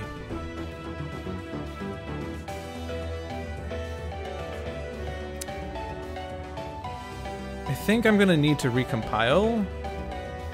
I mean, targeting arrows are super good though, is the thing. I need to destroy Typhoon. I don't think I need to really do much damage to Wagermaster now. I'm not gonna play the next Reveal of the Flaws for a while, so I don't really need to do things. But let's skip this. Let's Segmentation Fault the Typhoon. And I wanna hold on to that recompile. Maybe. Yes. And destroy Typhoon. Actually, if I destroy Tendrils of Madness... Hold on. Let's... If I destroy Tendrils of Madness, then that card's going to destroy itself. So it's a bit better to destroy the Tendrils of Madness, because it's increasing Wagermaster's damage. Extrasensory Awareness. Might be useful. Typhoon's destroyed. Surprise shopping trip! This is gonna hurt. A burning sense of failure. Ongoing. Whenever a condition card is flipped face down, Wagermaster deals the hero target with the highest HP 2 fire damage. So there's gonna be lots of these going off.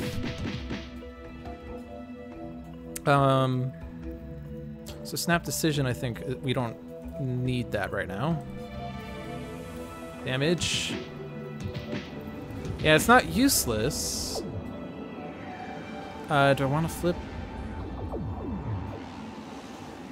This is gonna flip the what do you really know back face up. If I flip this, he's gonna flip.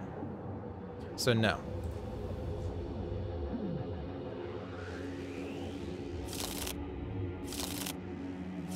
Parse is on top. All of these cards discarded. Jeez. Poor Parse. If I play a card, Parse dies. But I have no means of saving Parse. Parse is dead.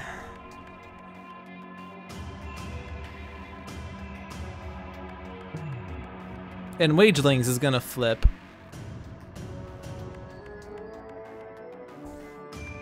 This is turning into the Argent Adept show. Because he's the only one that has HP recovery.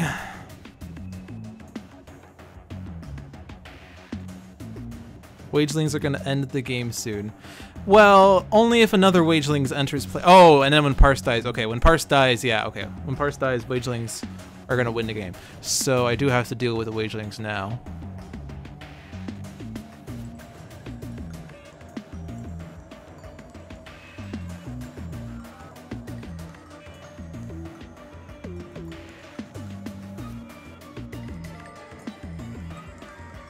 That's a little annoying. None of these are really worth playing, right? Because Parse is just gonna die. So I'm gonna skip. Actually, I might be able to save Parse if I use the Perform of Counterpoint Bulwark. So let's do all of these powers. But this time, Argent Adept's gonna use Zoo's Bell. So I can only do this on 2 heroes. So let's give it to Parse and Expatriette because Argent Adept has HP recovery. So draw a card, play a card, use a power, regain 2 HP.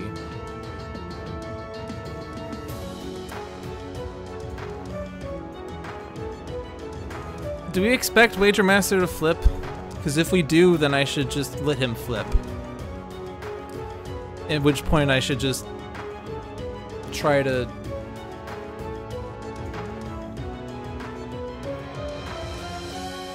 Let's see, so Wageling, the first Wagelings will die, the second Wagelings will die if I do enough surprise shopping trips. If I play a card, surprise shopping trip goes off.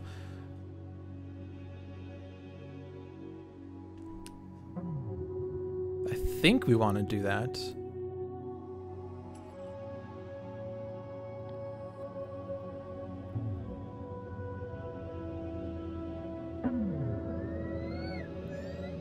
Yeah. Someone's gonna play something.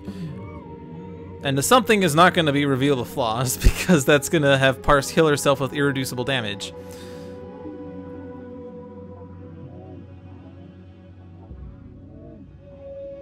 So let's try extrasensory awareness on Parse.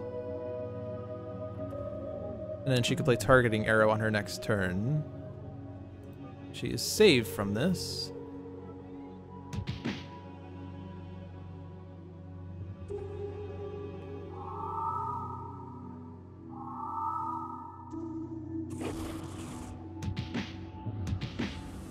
Damage. Draw a card, play a card, it's gonna trigger another thing.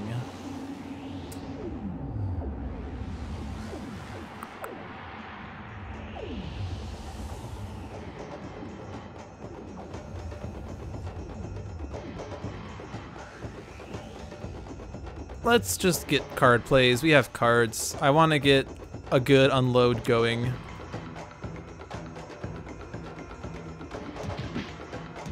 Basically, our only hope right now is for Who Are You Fighting to flip and Expatriette to unload a massive turn. So we get a Vernal Sonata. So I think let's get the shock rounds back. This is gonna do damage to everyone. Flips the wagelings. Stuff happens. And then stuff happens.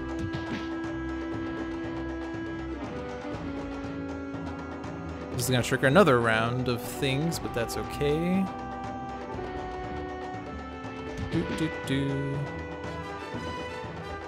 The only person that took damage was Argent Adept.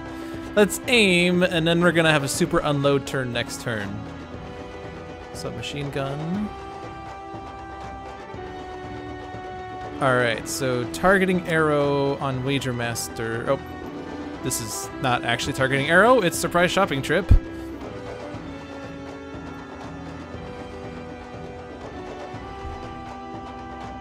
Yeah, it's triggering another round of these.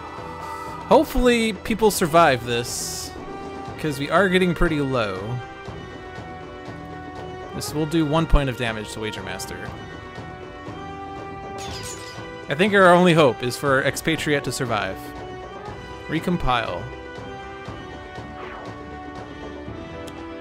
Filter Spy. Anomaly Agent. At the end of the environment turn, this card deals the non-agent target with the second highest HP 2 toxic damage.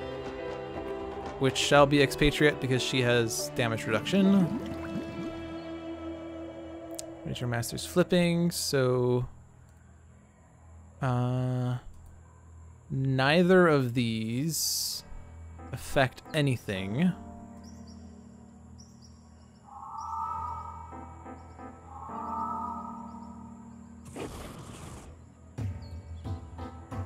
I'll have this go off first, but it doesn't really matter.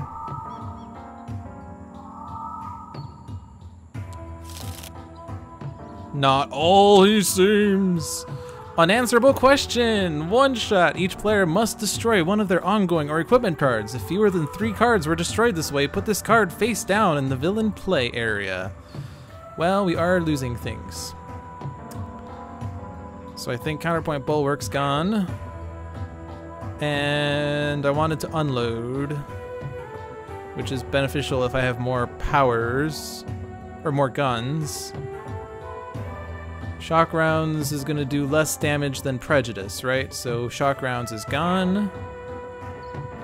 And, oh, I guess I was going to use extrasensory awareness, and I forgot. I could have destroyed a burning sense with failure, but I think it's too late for that at this point. Oh, Parse is dead.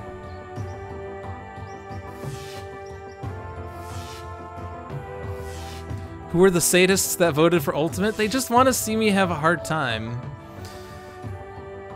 Ready? And Argent Adept is dead. So it's the Expatriette show. You have to do 32 points of damage.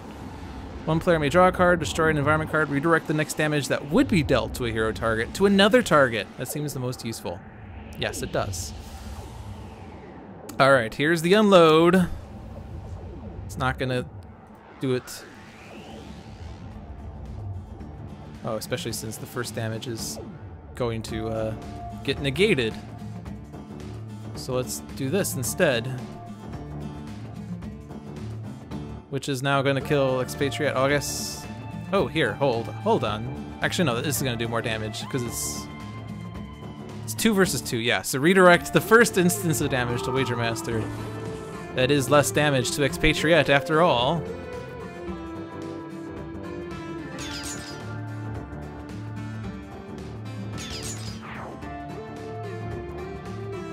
Stop doing damage and shotgun the Wager Master. Wager Master's gonna kill Expatriette on his next turn, unfortunately. Unless we can somehow have her regain a hit point. And our choices are draw a card, shuffle their trash, reveal the top card of the villain deck, then replace it. That is unfortunate.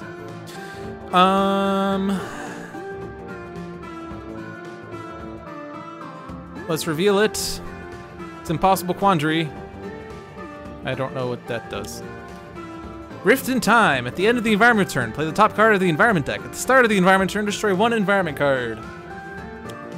Marsquake. Anomaly. At the end of the environment turn, deal each target 2 melee damage. And then the rest of the text is null and void because Expatriette dies.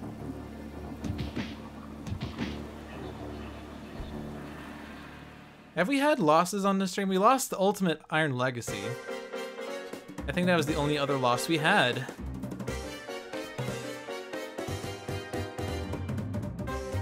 So, there you have it.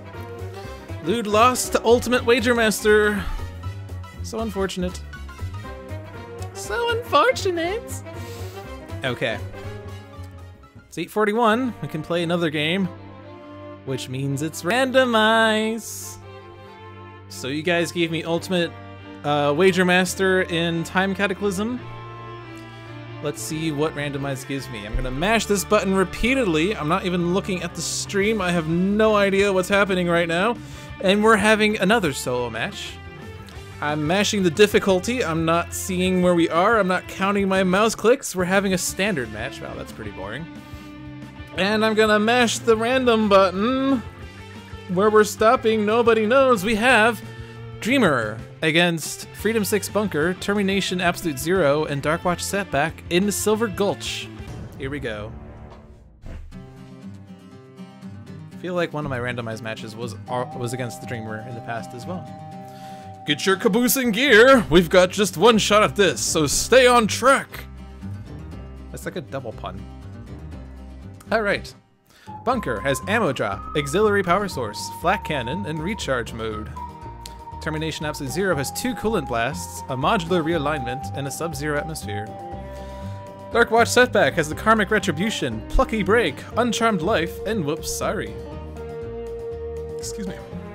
The Dreamer, Villain, the Dreamer Dreams. Setup. At the start of the game, the Dreamer enters play, the Dreamer Dreams side up.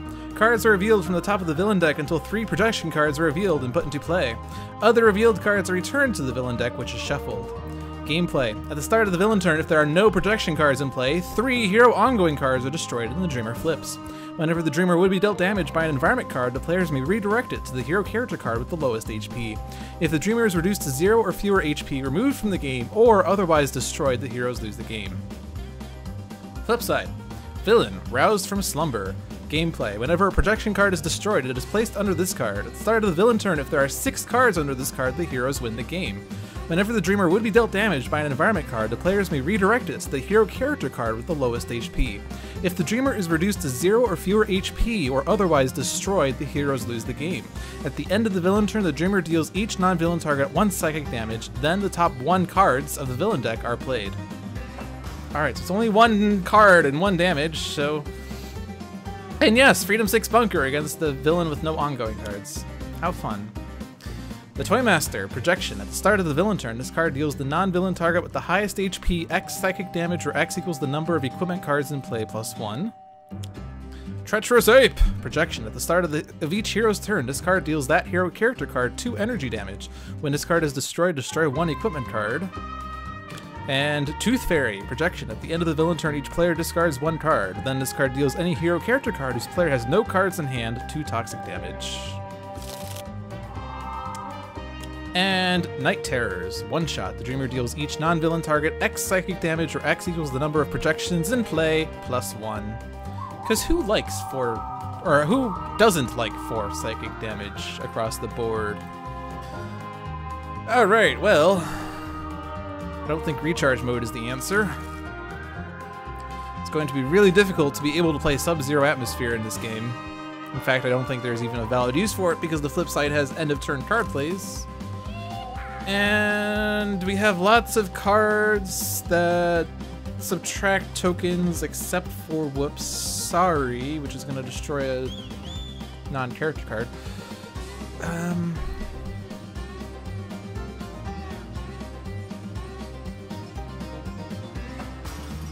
think I'm going to lose Uncharmed Life. So Darkwatch Setback is going to be really fun in this game.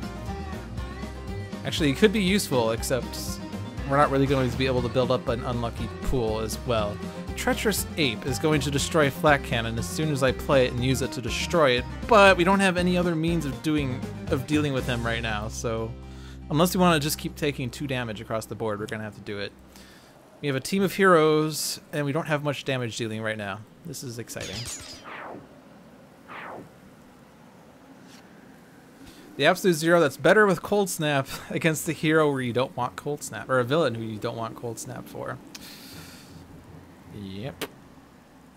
You also don't really want to use Violent Shivers that much on her flip side either. We have 3 very poorly chosen heroes, I think. Coolant Blast, we've been dealt no fire. I'm gonna just skip and try to get something better. Like Sub-Zero Atmosphere and Focused Apertures. That's not really better. Well, the good news is we have no cards in play, so I could whoop Sorry just to get tokens. Yay, I have 3 tokens now. I'm gonna remove 1 of them and save someone from damage. We get Looking Up. All right, there we go. That's a damage dealing power. Tyler Hayes, Gunman. Reduce damage dealt to this card by 1 for each cover card in play. At the end of the environment turn, this card deals each non-gunman target 2 projectile damage. That's great.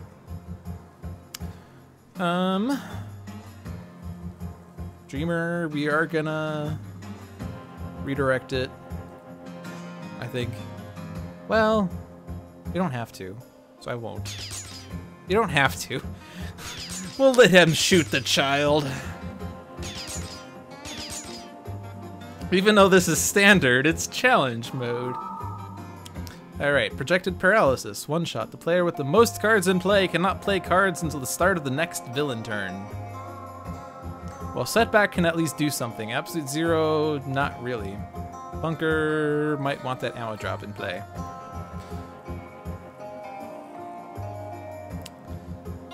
So I'm going to ditch an ammo drop. I'm going to ditch Sub-Zero Atmosphere again. And I guess Plucky Break. Alright, so ammo drop, and then I can at least draw something when something's destroyed. Adhesive Foam Grenade. No. I think Tyler Hayes is going to clear the board of projections, and then we're going to have a fun game. So Looking Up, and then we can... Yes. I don't know how we're going to deal with Tyler Hayes, but at least we'll have flipped the Dreamer. We'll let him shoot the child, quote Lou Dolphin. Lost in the Past, Time Portal. When this card enters play, discard the top 2 cards of the environment deck. At the end of the villain turn, if there are no cards in the environment trash, the characters are lost in time, game over. At the start of the environment turn, put the top card of the environment trash on the bottom of the environment deck. Alright, so 2 fairies dead. Bunker gets an Omni Cannon. And who wants more damage to them? I give it to Bunker because Absolute Zero is still trying to find something useful.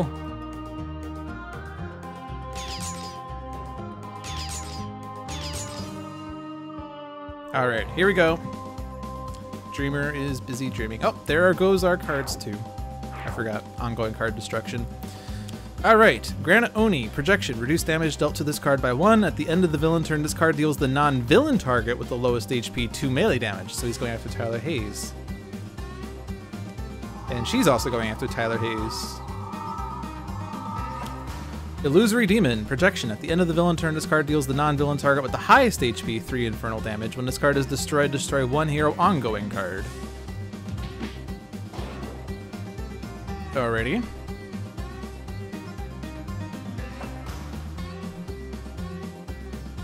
So now we need to get 6 projections under her somehow. Somehow, some way. I think we need to dig for cards. We need to get guns again. I have an Omni Cannon, but I'm afraid to use it. Get an Omni Cannon, a turret mode, and an external combustion, which is gonna hit the Dreamer, but she'll be at 1, so she'll survive. We have a Cold Snap, which will hit the Dreamer. We have a Thermal Shockwave, which I guess could hit the Illusory Demon and Tyler Hayes, because we do have to deal with him at some point. So we're gonna sacrifice some absolute 0 damage, I guess. Oh, the Oni, yeah, right. Absolute 0 gets a Glacial Structure. Still no modules. If there are fewer than 7, remove 1, regain 2 HP.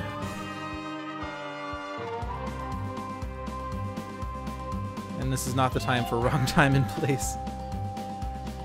At least I don't think it is. This is a dangerous card. I'm gonna run out of tokens. I'm gonna Karmic Retribution, get hit points, and then reduce damage. I'm losing my tokens that I worked so hard to get. Surprising Fortune. Alright. Explosives Wagon. Cover! Increase all damage dealt by 1. When this card is destroyed, deal each target 2 fire damage and 2 projectile damage. So that's fun. I'm not gonna redirect this hit. She's at 1. Everything's okay. Don't mind the fact that Tyler Hayes is shooting at the explosives wagon. Everything's fine.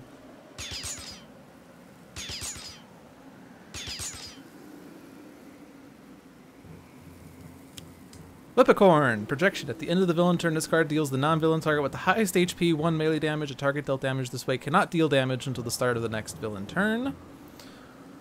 Here's some damage for you.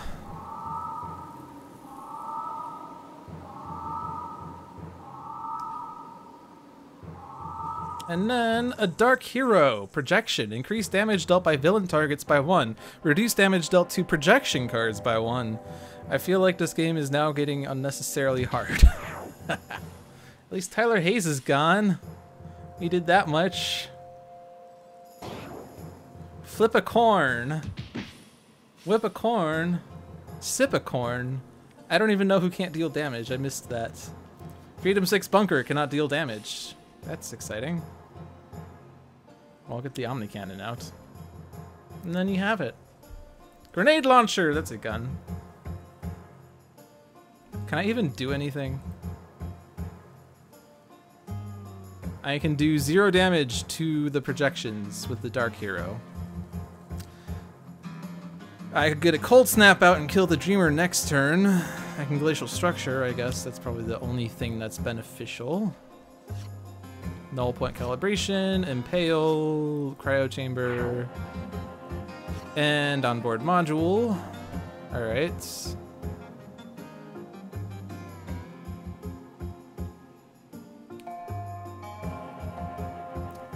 Should I Surprising Fortune or should I Mitigate? Probably Mitigate.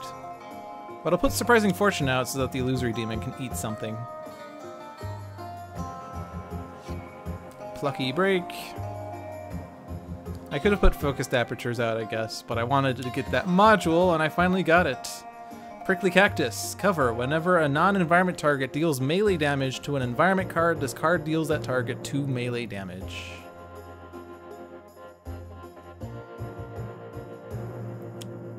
Tooth Fairy.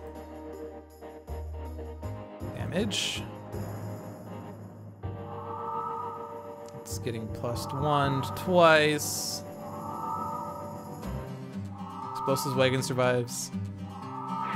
Except Granite Oni's gonna kill the Explosives Wagon. Violent Nightmares. One shot. Reveal cards from the top of the villain deck until 1 projection cards are revealed. Put them into play. Discard the other revealed cards. Shuffle the villain trash into the villain deck. Get a Dark Hero. I am pretty sure this game's over. So let's hit the Dreamer first. I mean, this game's over if the Dreamer takes damage, so I have to redirect. So Setback's dead. And then Absolute Zero's dying. But if I hit the Illusory Demon, does he have ongoing cards that we could destroy instead of something else? I guess that was the only ongoing card anyway. If only we could destroy projections this way. That's sad. There's no reason to order this any other way, so... TLDR! Bunker survives.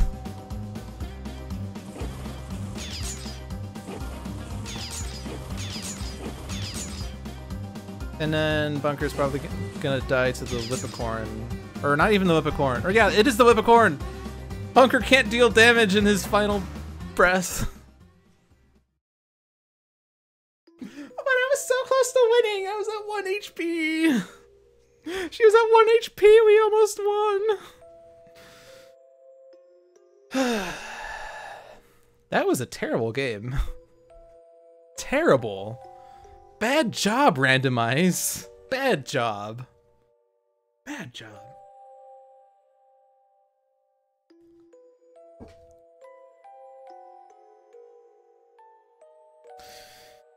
Alright, it's 8:56.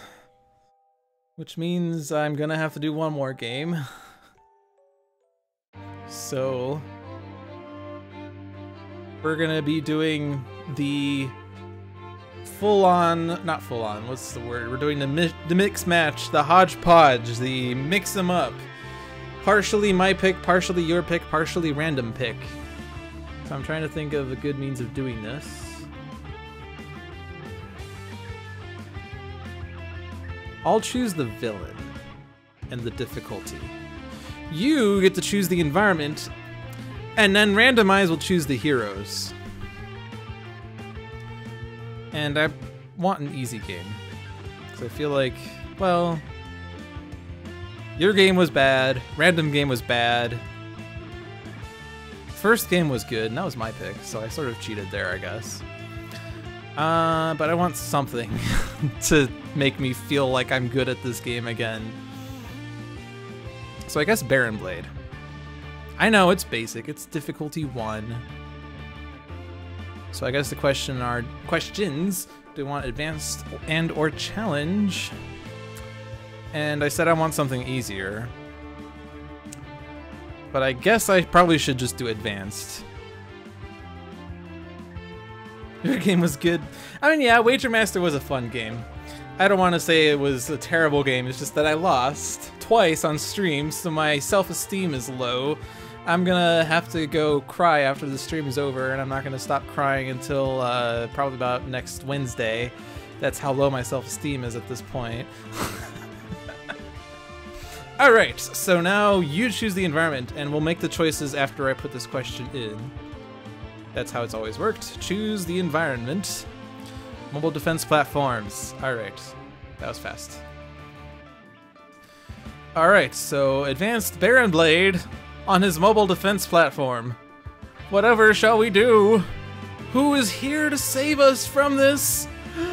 It's Ra, Mr. Fixer the Naturalist, and Prime Wardens Captain Cosmic. Kobayashi Maru. I don't even remember what Kobayashi Maru is. Tremble, fools! The moon grows closer with your every breath. He's supposed to be Russian, right? I know that, Jeremy does a really good Baron Blade impression. Tremble, fools! The moon grows closer with your every breath. You shall burn under the baleful gaze of the sun. So, Ra has 2 flame barriers, a scorched earth and solar flare.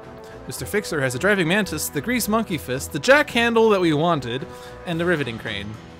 Hunted Naturalist has feral fury, hyperactive senses, resilient hide, and threatening stomp. Prime Warden's Captain Cosmic is a dynamic siphon, 2 harsh offenses, and a vitality conduit. It's the Starfleet test that's unwinnable. So this is unwinnable now?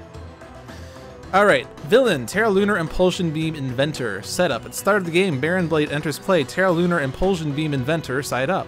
1 mobile defense platform is put into play. Well, we're playing in the mobile defense platform, doesn't that count? The villain deck is shuffled. Gameplay. At the start of the villain turn, if there are 15 or more cards in the villain trash, Baron Blade's Terra Lunar Impulsion Beam activates, pulling the moon into the earth. Game over. When Baron Blade will be destroyed, his villain character card flips to the vengeful mad scientist side instead. Advanced. At the end of the villain turn, the top 2 cards of the villain deck are discarded. Flip side, villain, vengeful mad scientist. Gameplay, when flipped to the side, Baron Blade's maximum HP is 30. Baron Blade is restored to 30 HP. The villain trash is placed on top of the villain deck. All 3 copies of mobile defense platform are moved to the villain trash. The villain deck is shuffled. At the end of the villain turn, Baron Blade deals the hero target with the highest HP 4 energy damage. Advanced, reduced damage dealt to Baron Blade by 1. Alrighty. They aren't booing, they're chanting LOOD! Mobile defense platform, device. Baron Blade is immune to damage. Well, damage is bad. And he's super immune to damage.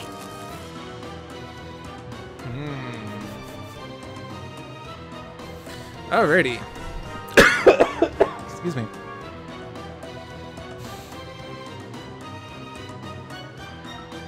So I guess we have to deal with the mobile defense platforms. There's no ifs, ands, or buts about it. We have to deal with the mobile defense platforms. So I could put out Solar Flare and deal more fire damage. At the end of his turn, Ra may deal himself 4 psychic damage. Might as well, early in the game. Because this will make it easier to deal with things. Ra gets a Blazing Tornado. Let's hit him. It's not fire damage, at least. Alrighty. I could put out the Grease Monkey Fist and do 1 more point of damage. I could put out Jack Handle and do 1 point of damage to multiple targets.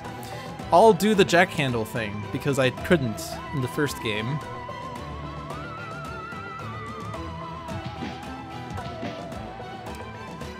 Alternating Tiger Claw. We have every style in his hand.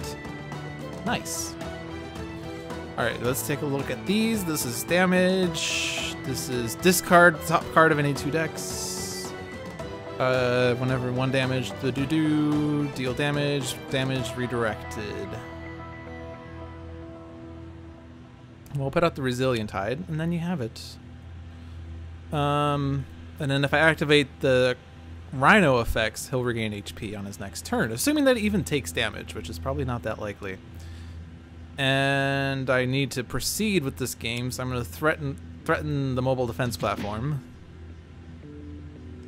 Draw Shifter's Strength. Alrighty. Harsh Offense could deal damage. Dynamic Siphon potentially could deal damage. Or not directly damage, though.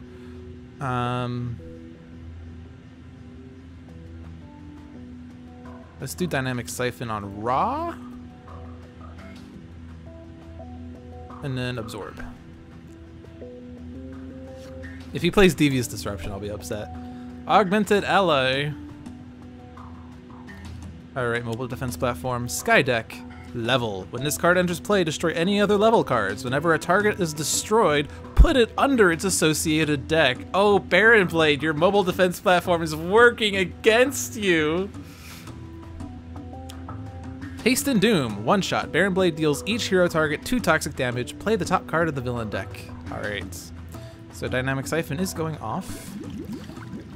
So let's go ahead and hit the bigger mobile defense platform. And then this doesn't affect anything. And then Haste and Doom. Jay-Z, you jinxed it! Alright, well, if I hit the Dynamic Siphon, I will have Cosmic's card trigger, shuffle it into my deck, because Sky Deck's gonna put it on the bottom of my deck anyway. If I play a card, do I have something useful? Like, if I put out the Vitality Conduit, someone will regain 2 HP right away, but if I play the Harsh Offense, I might be able to destroy the mobile defense platform. So let's try that. We reveal 6. Great. So now Ra will definitely be able to deal with the mobile defense platform. It's good. And then Blade Battalion. Minion. At the end of the villain turn, this card deals the hero target with the highest HP X melee damage, where X equals the current HP of this card. So big, massive damage turn, but that's okay. I'm just gonna hit Mr. Fixer. I don't think that choice really mattered that much. All right, I think this is a turn for Scorched Earth because I'll be able to destroy the mobile defense platform. What did I just say? Mobile defense platform, and do lots of damage because of Solar Flare. And thankfully, with Skydeck, I can destroy villain targets without worry. And I'm not really going to worry about the Blade Battalion because I think Fixer's going to deal with him. Ra gets Flesh of the Sun God, and I want to leave this in play, honestly. This is going to help speed kill Baron Blade at the cost of Ra, but Ra's very good at sacrificing himself, right? Mobile to Pants platform for removing the genetically fused pantsuit.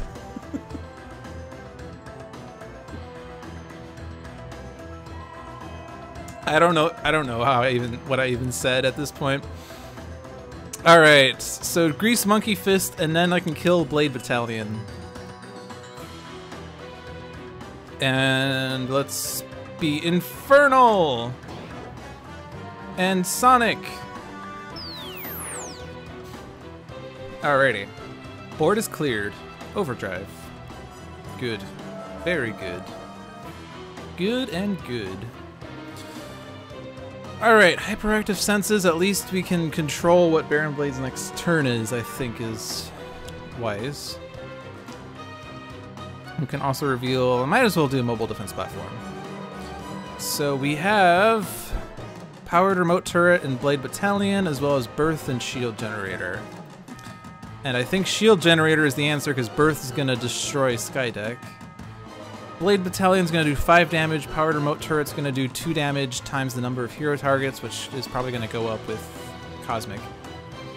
So we're going to put Blade Battalion on top and Shield Generator on top. Hello, it's the Sheppy. Alright. Do I want to do this? This is 4 damage. Yes. We need to flip Baron Blade before something bad happens.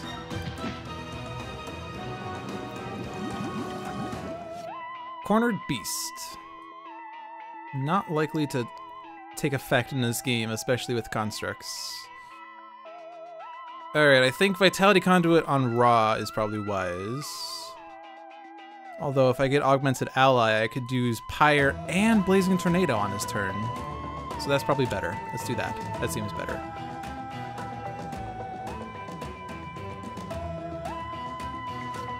Unflagging Animation. I love that card. It's such a good card. Not as good with Prime Wardens, Captain Cosmic, but we do have constructs in his trash because we played a thingy. Shield Generator, as we knew. And Blade Battalion, as we knew. So Naturalist will have more HP recovery methods. Flame Barrier with Solar Flare out is a little dangerous.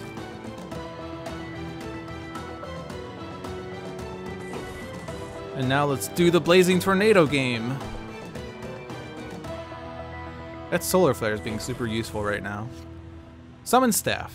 That's great. That will help regain HPs that I've taken from the Solar Flare. And I have an Overdrive, and I like my Grease Monkey Fist for the moment, so I'm going to use it.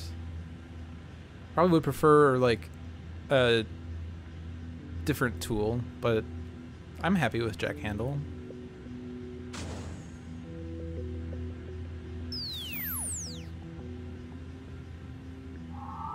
So, let's do this again.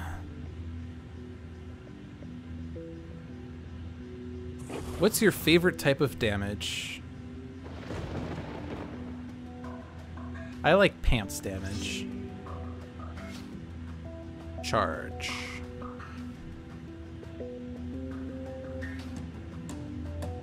This could destroy a target with 3 or fewer HP. Or I could shift her strength to discard the Cornered Beast and draw a different card, and then play that card. Which doesn't really seem that useful. I think this is a turn that I'm going to actually draw a card with Naturalist's power. Is there even a reason to play Cornered Beasts? I guess I could just destroy Blade Battalion with it, but I don't have a means of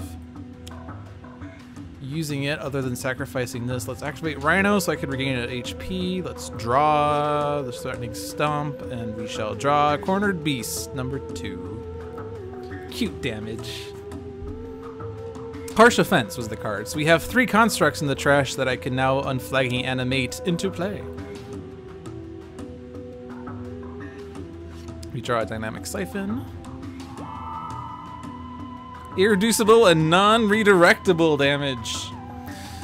Oh yeah, and Birth. We knew Birth was coming out because I stacked it that way.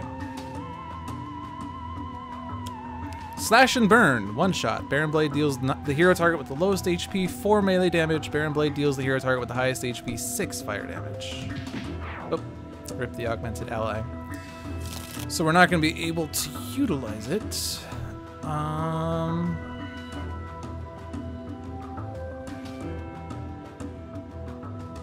would like to be able to use the Dynamic Siphon if I could.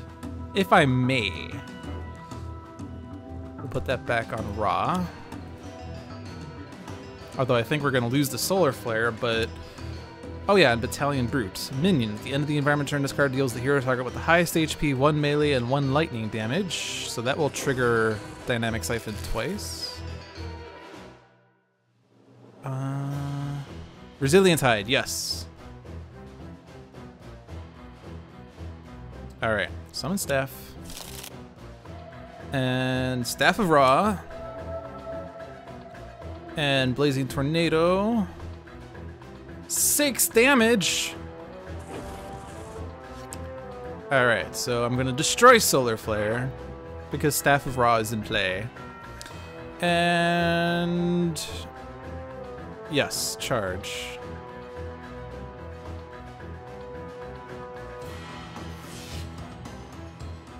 You should be able to flip him, so I don't need to worry about losing to his alternate loss condition too much.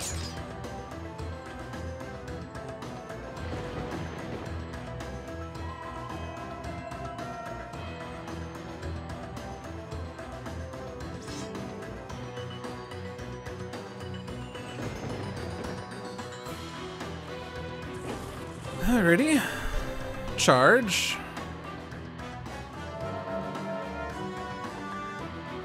So if I Threatening Stomp, I can flip him right away, and damage dealt by Baron Blade will be redirected to the Naturalist.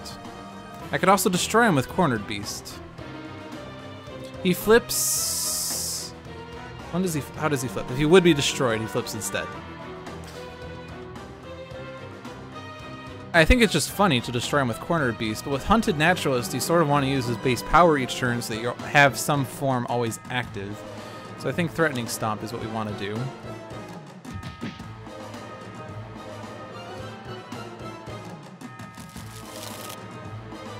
And then... I'm just going to keep the Rhino active because HPs. I don't want to play a card. Bestial Shift. Deadly Crocodile. Now we're talking. Now I can triple up on forms.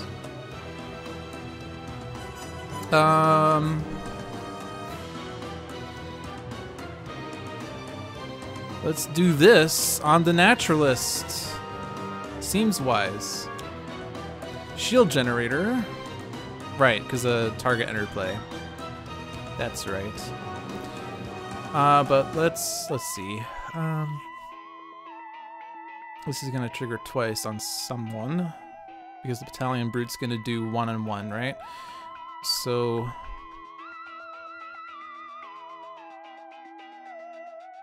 let's put that on. Put it on Raw because he took a lot of damage.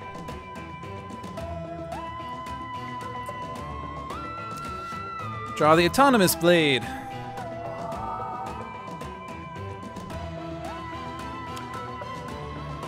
MDP Turbo Lift. When this card enters play, reveal cards from the top of the environment deck until a structure or level card is revealed. Put it into play. Discard the other revealed cards and destroy this card. Bridge. Level. When this card enters play, destroy any other level cards. Increase damage dealt to and by environment targets by 1. So the Battalion Brood's actually going to try to kill the constructs. Or no, never mind. I thought he was going to target everyone. I guess he only targets the hero with the highest. Never mind. Blade Battalion is out. Alrighty.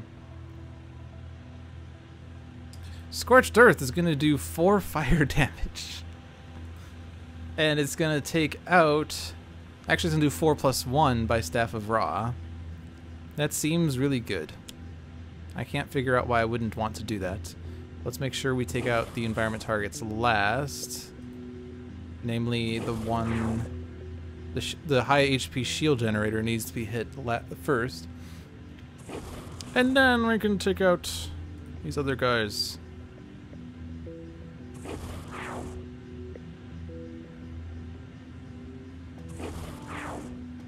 Alright. I'm gonna keep the Staff of Ra active for a bit. Ra draws Wrathful Gaze! Alright. I think shield generator is gonna get destroyed by this.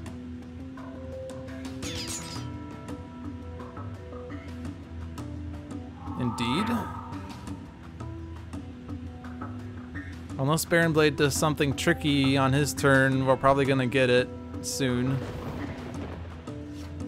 Grease Gun. So now let's double up on effects. Let's get the Crocodile. And if I activate the Gazelle, I can Bestial Shift, regain 3 HP, use a power, reduce damage dealt to the Naturalist by 1, deal a target 3 damage, use a power. Yes. So we'll do all of those. I want all of those things. 3 HP, use a power. I could hit him, I could hit the Dynamic Siphon on Ra. And he could do more damage, right? Nah, I'll just do this. I'll be boring. Go ahead, hit Baron Blade with this. And is there any target with 3 or fewer HP? Only constructs could fit that condition, and I don't think we want to destroy those. So I'm not going to use that. The Nimble Gazelle. Let's put the Cosmic Weapon in play. Fixer likes the Cosmic Weapon. And let's give the Autonomous Blade. We have Dynamic Siphons on Ra and Naturalist. So let's give it to Ra, because he has potential. We draw a Destructive Response. We take a point of damage. Mobile Defense Platform plays a Battalion Mechanic. Minion at the end of the environment turn, each structure card regains 1 HP. There are no structure cards. Hasten Doom. What? Dragon! No! That's okay, though. Dynamic Siphon on Ra. Because then we shall Blazing Tornado. And then, since Ra dealt damage, Autonomous Blade goes off. And then Dynamic Siphon on Naturalist. You can use a power. If I use this and I activate the Rhino, I get triple effects. But then I'm not using the Deadly Crocodile. I'm gonna use the Deadly Crocodile.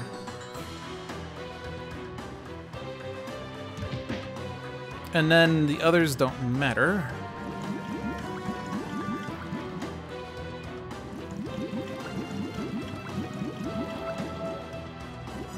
And then we get powered remote turret. Device. At the end of the villain turn, this card deals each hero target 2 projectile damage. Increased damage dealt by this card by 1 for each mobile defense platform in play. Alrighty. So constructs are dying. And Cosmic doesn't have a card that responds well. So let's see. Destructive Response already went off. So how about I do this, shuffle it into my deck. If I play Destructive Response, this should trigger on the next construct's destruction, I think. Yes, it does. So let's have that go off. And let's hit Dynamic Siphon, because it's going to get destroyed anyway. Let's go ahead, use Desperate Prey, activate the Rhino. Wait, was that already active? No, it wasn't. Okay, so I could draw a card, but it's a little boring. Let's play the Shifter Strength, because then I could discard these two and get something better. Feral Fury, Crafty Assault. Which Feral Fury will hit Baron Blade twice.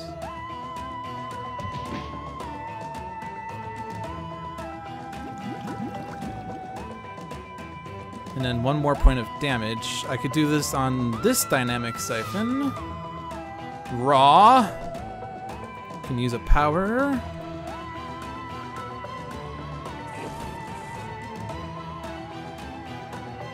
Oh, I'm doing more of this.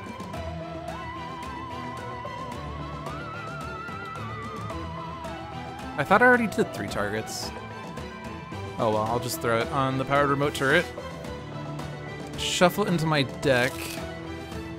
Harsh Offense could win the game, so let's play that. We reveal 1 construct. Womp womp. Alright, well, this card's now dead. So shuffle it, and I have to draw a card. Conservation of Energy. Okay. So that's not really going to be that exciting, but since these are getting destroyed anyway, I can shuffle it. I can play the Conservation of Energy, which is going to double up on this effect. Destroy the Cosmic Weapon. So I shuffle it.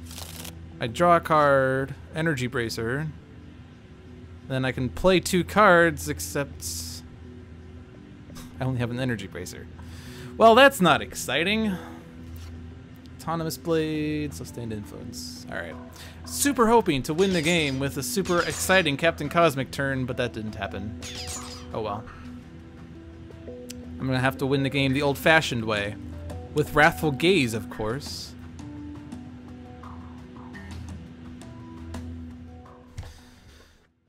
Alright.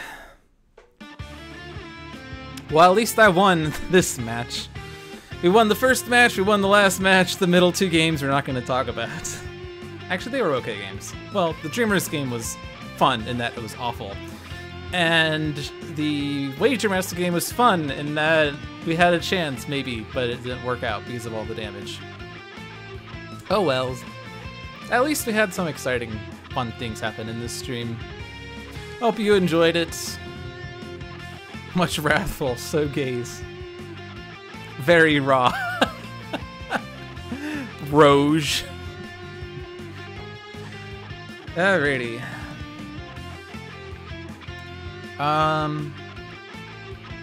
Yeah, so that ends this stream. I have not mentioned it yet this week. I think I mentioned it last week, but I will not be streaming next week. If you want to know where I'll be in Utah for RPG Limit Break. If you've not heard of RPG Limit Break before, it is a speedrunning marathon that centers on RPG games and RPG video games rather. So if you've not heard of speedrunning before, it's basically beating video games from start to finish as fast as possible. It's going to be basically a week-long event. It's actually like 1 day short for various reasons, but it's going to be starting on Saturday afternoon with yours truly. So if you like Final Fantasy 13-2, be sure to check it out at twitch.tv/RPGLimitBreak.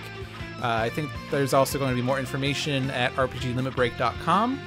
And I'll be there all week, so I'm not going to be able to stream. But I'll be back 2 weeks from today. So, stuff. Yeah, so that's basically it. I'm not going to be here next week. I'll be back 2 weeks from now. Tales from the Archive should be on Saturday again this week, and then Sentinels Live, of course, is back on Tuesdays. So I think that takes care of that.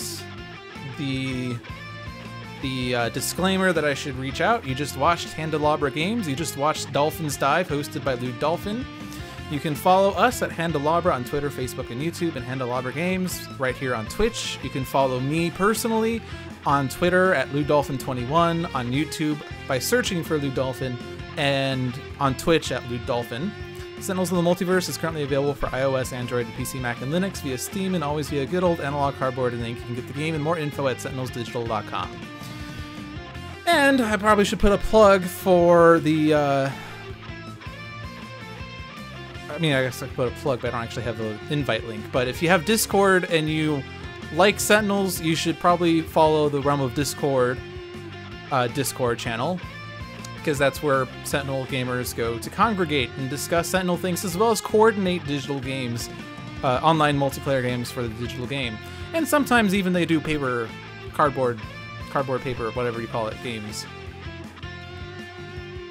I am Dolphin, Sheppy. But yeah, that's it.